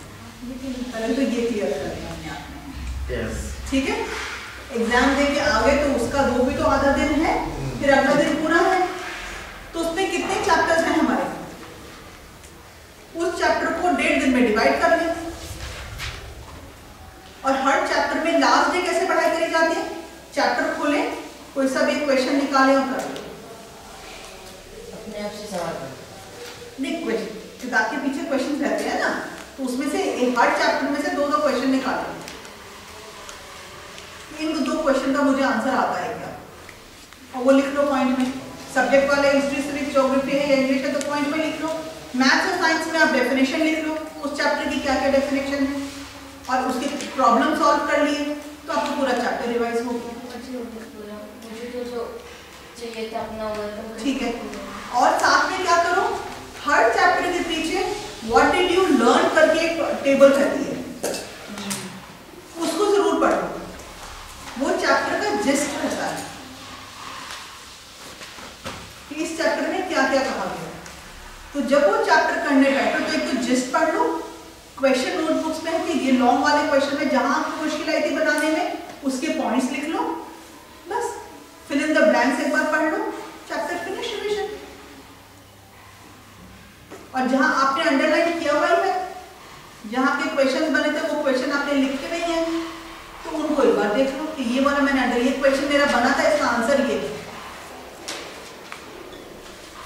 तो 1.5 दिन तो बहुत हो गया अगर आपने पहले पढ़ाई कर ली।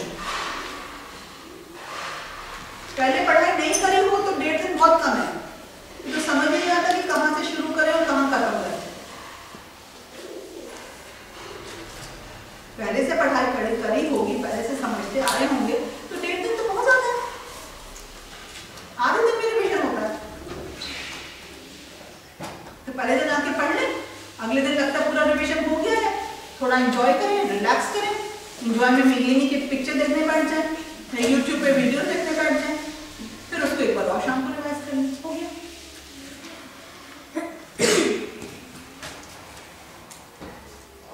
हमारे समय में एक दिन गैप और नेक्स्ट दिन 2 पेपर 1 पेपर 2, 400 मार्क्स, बीच में एक दिन गैप।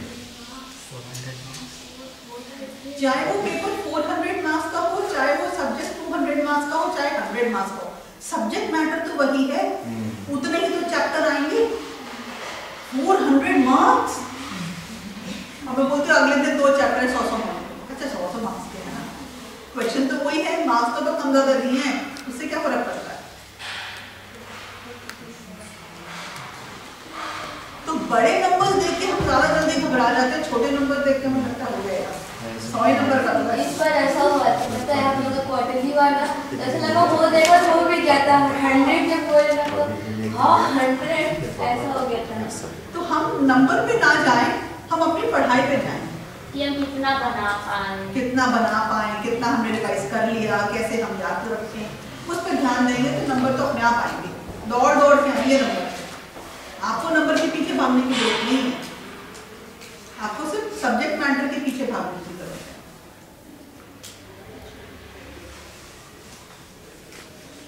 और कुछ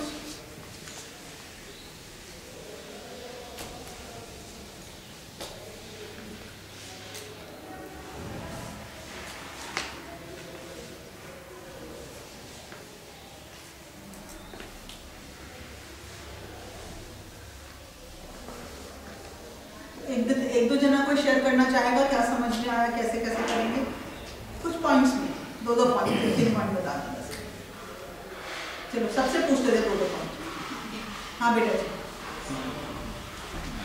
जी, वो भी देख के क्या फायदा, वो अभी आगे यानी कि समझ के पढ़ना है पहला पॉइंट, टीचर जी और टाइम में पढ़ना है, यानी कि टाइम में बैठ जाना है और टाइम में कंप्लीट भी करना है और सब चीज़ सिस्टमेटिक करना है।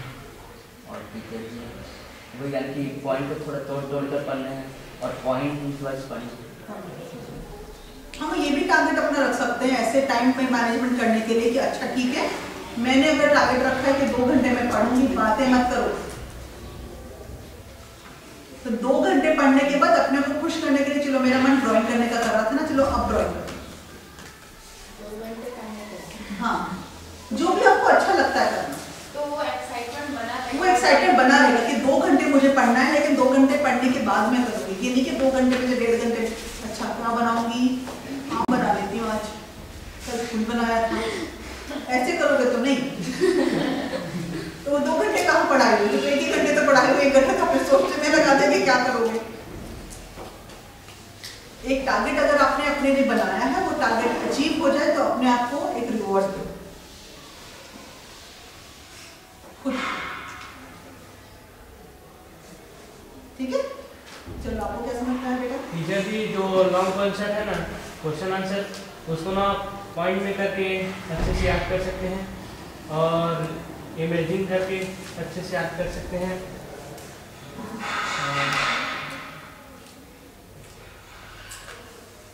टीचर से फिलहाल तक तो हम जितने भी क्लास में भी रहे हैं उतने में ये समझ आया कि हमारे जितने भी डाउट्स हैं ना, जिस टाइप से उसको हम इस टाइप से क्लियर करें कि वो हमारे माइंड पे बैठ के अच्छे से, फॉर एग्जाम्पल उसकी बड़ा क्वेश्चन था, हम ये उसको देख के केयरलेस मतलब बहुत ज़्यादा ही ब्रेक हो जाते हैं, घबरा जाते हैं।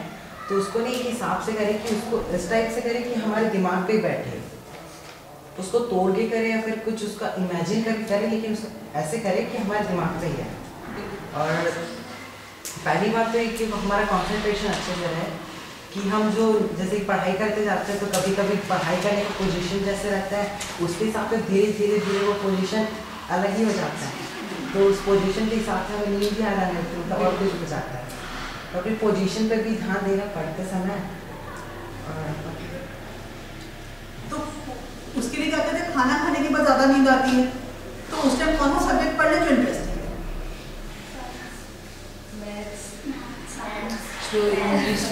मैथ्स विंस है ना। तो डिफिकल्ट सब्जेक्ट पढ़ने बैठेंगे खाना खाने के बाद, तो वैसे ही शरीर में खाना पच रहा है तो नींद आती है, ऊपर सब्जेक्ट ऐसा ले लिया तो नींद आएगी। Interesting subject. और टीचर जी मतलब मुझे ये बहुत ज़्यादा डाउट है कि जिसके हमें बोलते हैं सुबह उठ के पढ़ना चाहिए, बट हमें सुबह सुबह उठ के पढ़ने की आदत नहीं, मतलब पढ़ने का ही मन नहीं करता। रात को हमें करते हैं और या फिर बहुत 1-2 बजे के आसपास। रात को 1-2 बजे? हाँ, ऐसे टाइम में मतलब पढ़ने का मतलब इच्छा होता है, और सुबह सुबह मतलब 4-5 बजे उठ के पढ़ने के लिए बोलते हैं तो हमें नहीं पढ़ने का मन करता। रूटीन बना लोगे तो उस टाइम भी पढ़ने का मन करेगा। क्या है ना, पढ़ने का मन कब ज़्यादा कंसंट्रेशन कब होता है? जब शांति होती है। यहाँ पे भी भाई बहन शोर मचा रहे हैं, मम्मी कुछ खाना बना रही है, पापा जी ने आकर आवाज़ लगा दी है, तो आपका दिमाग भटकता है। तो शांत टाइम कब होता है? आपको लगता है रात को शांत टाइम, तो वही शांत टाइम हम सुबह कन्वर्ट कर लें। सुबह दिमाग ज़्यादा तरोताज़ा रहता है, सुबह हवा ज़्यादा फ्रेश होती है, तो सुबह उठे थोड़ी सी अपनी खड़े होकर एक्सरसाइज कर ली, जॉगिंग कर ली, भागने की जगह तो भाग ले, उसके बाद बैठेंगे तो ज़्यादा फ्रेश माइंड रहता है। हाँ बेटा। इसलिए कि एग्जाम टाइम में ओवर कॉन्फिडेंस नहीं होना चाहिए, क्योंकि जो याद रहता है वो भी भूल जाएंगे, और जो रिविजन है उसको टाइम टाइम में करना चाहिए, और मिस्टेक्स को देखना चाहिए अच्छे से, और अपने इमोशंस को थोड़ा कंट्रोल में रखना चाहिए। मिस्टेक्स को शुरू से देखना चाहिए, लास्ट राउंड पे देखने से मिस्टेक्स सब कुछ नहीं होगा, मिस्टेक ही बनी रहेगी। तो शुरू से हम कैसे अपने मिस्टेक्स को ठीक कर सकते हैं? जैसे कि कोई लंबा क्वेश्चन है, उसको पॉइंट में तोड़ के पढ़ें तो अच्छे से याद हो जाएगा। और जैसे कि एग्ज़ाम टाइम में हम जो नहीं आता उस पर अपना ध्यान ना लगा कर जो आता है उसको करें। और जब मैम हमको अगर हम मैम हमको कोई सिखाती चैप्टर और हमको रिवाइज करना है, उसको याद करना है, तो फिर जब फ्री टाइम रहते तो एक चैप्टर फिर पढ़ना चाहिए, और जब सोते समय रात में एक बार चैप्टर पढ़ ले तो अच्छे से याद रह जाता है। और मेन पॉइंट ज़्यादातर टिक मार करके तो अगली बार याद है कि हाँ ये किया हमने, तो ये याद है, इसके मतलब और डेफिनेशन से याद है। पूरा एक चैप्टर होता है, उसमें से हम अंडरलाइन करने जाएंगे, मुश्किल से 5-6 सेंटेंसेस होते हैं जो मेन होते हैं। चैप्टर को उन 5 को एक्सप्लेन करने के लिए पूरा चैप्टर लिखा जाता है। तो यदि हमने वो 5 लाइन टॉप पॉइंट्स अंडरलाइन कर लिए तो पूरे चैप्टर में ये 5 पॉइंट ही मेन है जो याद करने के। रिवाइज करने जाते हैं, अच्छा ये तो 5 पेज का चैप्टर है, कितना टाइम लगेगा मुझे इसमें, और कितने पॉइंट्स निकले 3, या कितने पॉइंट निकले 6, तो 6 तो पॉइंट याद करने इस चैप्टर में, तो वो जब हम अंडरलाइन कर लेंगे ना 1 2 3 4 5 6 करके मार्क कर लेंगे, तो वो 6 पॉइंट ही तो याद करने हैं, वो ये नहीं रहेगा कि 10 पन्ने हमें समझने, इसलिए अंडरलाइन करना बहुत जरूरी है। हाँ, और ये है कि जैसे एग्जाम टाइम आ रहा है तो जो जैसे रिवीजन कर पाते हैं, तो रिवीजन करने का एक तरीका है कि टाइम मैनेजमेंट के थ्रू हम कर लें, सब्जेक्ट्स को डिवाइड करके उसके बाद फिर उसको कर लें, और जो पॉइंट्स रिमेंबर नहीं होते जैसे हिस्ट्री के हो गए या फिर कोई से भी सब्जेक्ट्स के, तो हम उसे एक पेपर में या चार्ट पे लिख के उसे चिपका लें और उठने के बाद एक बार उसको रीड कर लें, और ऐसे आते जाते उसको बोलेंगे तो अच्छे से हो ही जाएगा। और एक ये था कि जैसे नींद आता है और टायर्ड फील होता है, और खास करके ये तो पढ़ाई के टाइम में ही होता है, तो जो हम पढ़ रहे हो कंटिन्यू कर रहे हैं और अचानक से नींद और आलस आने लगे, तो हम इंटरेस्टिंग मतलब हमारा जो फेवरेट सब्जेक्ट है उसे कंटिन्यू करें, फिर वो जब नींद और आलस मिल जाएगा तब जो पढ़ रहे थे पहले उसे कंटिन्यू करें। हम एग्जाम टाइम में बैठना है, सबसे पहले हमें कौन से क्वेश्चन आता है पहले हम वो टिक कर लें, अगर हम लिख रहे हैं तो चेक करने में अपना टाइम वेस्ट ना करें, वो क्वेश्चन पेपर देखें, हाँ मेरा तो ये बन गया, फिर लास्ट में इसके बाद 3 या 2 मिनट्स बाकी है तो एक बार अच्छे से देखें, हाँ ये तो बन गया। और लर्न में हम तोड़ के लर्न करेंगे और इमेजिन करके लर्न करेंगे। जैसे वो क्वेश्चन था ना डायगोनल कौन सा लॉन्गेस्ट पोल जो एक क्यूबॉइड में आएगा, कैसे हमने किया, हमने इस कमरे को एक क्यूबॉइड सोचा, इधर से इधर रखेंगे, वो निकालने के लिए बेस क्या होगा, ये वाला होगा, ये तो हमें नहीं पता, अब ये बेस निकालने के क्या होगा, ये दोनों पता है, तो इससे हम बेस निकालेंगे, इसका बेस निकल गया, हाइट निकल गया, ऐसे जब हम इमेजिन करके करेंगे ना तो हो जाएगा। जैसे एक शीट ऑफ पेपर है या शीट है मेटल शीट, उसको उसमें हमने सिलेंडर में कन्वर्ट किया, तो क्या हुआ, शीट का एरिया सरफेस एरिया बन गया, कर्व सरफेस एरिया। तो ऐसे जब हम इमेजिन करके करेंगे ना तो फटाफट हमारे पिक्चराइजेशन हो जाएगा। हाँ बेटा, हमें एग्जाम टाइम में जिस लोगों को पता है उसको टिक करना चाहिए, फिर उसको लिखना चाहिए, और जो नहीं पता है उसको कोशिश करना चाहिए बनाने के लिए। और जो नहीं पता चाहिए उसके लिए पहले क्या करेंगे हम, एग्जाम टाइम से पहले क्या करेंगे हम,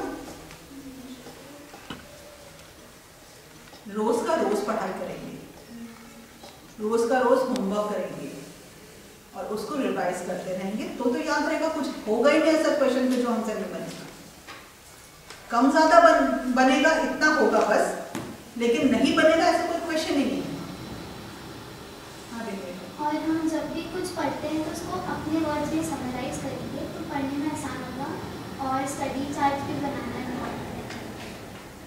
और नर्वसनेस को अवॉइड करने के लिए कॉन्फिडेंट रहना है, जितना आता है उतना बस। टीचर जी लोग क्लास लेते हैं तो उसमें अच्छे से ध्यान लगा के सुनना चाहिए, तो बोलते हो और अच्छे से लर्न करना चाहिए, और जो नहीं आता है वो पूछ लेना चाहिए, गलत ही गलत नहीं याद रखते रहना चाहिए। हाँ, जो एग्जाम होता है उसमें जो मतलब वो वाला पता रहता है उसको पहले ही लिखना चाहिए, आंसर उसका जो पता नहीं रहता है उसको क्लास में भी कर सकते हो। और ये कि जैसे क्लास में हम कोई भी चैप्टर पढ़ रहे हैं वो क्लास में एक बार रीड हो गया, उसके बाद फिर क्लास के तुरंत बाद एक बार रीड करके जो मेन पॉइंट्स टीचर जी ने बताया था उसको अंडरलाइन करना है, और फिर उसी दिन रात को एक बार और रीड कर लेने से वो पूरा दिमाग में रहता है, तो एग्जाम के समय उसको पढ़ने में ईजी है। ओवर कॉन्फिडेंस और कॉन्फिडेंस है, मतलब जाने तक एग्जाम के पहले सबको ओवर कॉन्फिडेंस रहता है कि हम कर पाए, वो नहीं करना चाहिए, कॉन्फिडेंस रहना चाहिए। और एग्ज़ाम पे होता है कि वो कॉन्फिडेंस लो हो जाता है, तो उस टाइम पे थोड़ा मतलब हमें कॉन्फिडेंस रखना पड़ता है कि ये हो जाएगा। और जो लॉन्ग क्वेश्चन आंसर है वो भी हमें पॉइंट्स में मुझे बहुत अच्छा लगता है, तो मैं उसे पॉइंट्स में ही हमेशा याद करती हूँ। तो अगर ये कॉन्फिडेंस रहेगा तो पढ़ा है ना, हमने तो मेहनत करी है पूरी अपनी, तो हमें याद आ जाएगा। हम क्यों सोच रहे हैं कि हमें याद रखना है। तो मेरे को तो सबसे इम्पोर्टेंट लगा कि हमको वो सोचना क्या नहीं, तो उसको सोचते रहते कि क्या हो, तो हम जो हमको आता है वो भी भूल जाते हैं। तो ये खुद पे ओवर कॉन्फिडेंस नहीं रखना, कॉन्फिडेंस ही रखना है। और एक ये अच्छा लगा कि जो क्वेश्चन पेपर होता है उसमें जब हमको आता है उसमें हम टिक कर ले कि ये हमको आता है कि नहीं आता है, उसमें हम जैसे हम उसको खाली छोड़ दें फिर उसमें अंडरलाइन कर दे कि हमको ये नहीं आता है। और क्वेश्चन पेपर को जितना हम ध्यान से पढ़ते तो आंसर ऑटोमेटिकली खुद से आता है। और बुलेट पॉइंट्स बढ़िया, ठीक है। और इनमें से कहीं डाउट होगा, आपके दोनों टीचर जी यहाँ पे बैठे हैं, वो आपको हेल्प करेंगे कि ये हमें समझ में नहीं आ रहा है या कैसे करना है, क्या प्रोसीजर बताया था हम भूल गए हैं या कुछ है, तो दोनों टीचर आपकी हेल्प करेंगे, ठीक है। अब पढ़ाई से डर लगेगा किसी को? नहीं, पढ़ाई से डर नहीं लगता, एग्जाम से डर लगता था, अब नहीं लगेगा। अब नहीं लगेगा। तो अंडरलाइन करना, उसके जिस्ट बनाना बहुत इंपॉर्टेंट है। खुद की अपने लिए समझने के लिए हम जिस्ट बनाएं पॉइंट में, या फिर हम अंडरलाइन कर लेंगे बुक में। तो पूरे चैप्टर में से 5 पॉइंट अंडरलाइन हुए, तो ये 5 पॉइंट मेन है, इनको मुझे अच्छे से याद करना है बस। पूरा ये अंडरलाइन करते चलो, उससे कुछ नहीं होने वाला, वो तो पूरा चैप्टर है ही।